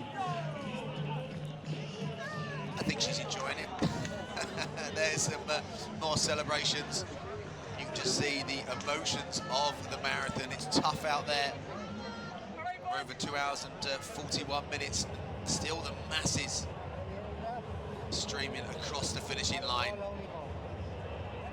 So we're going to hear from another Spanish athlete, elite athlete, Laura Luengo, ran her personal best here in Valencia.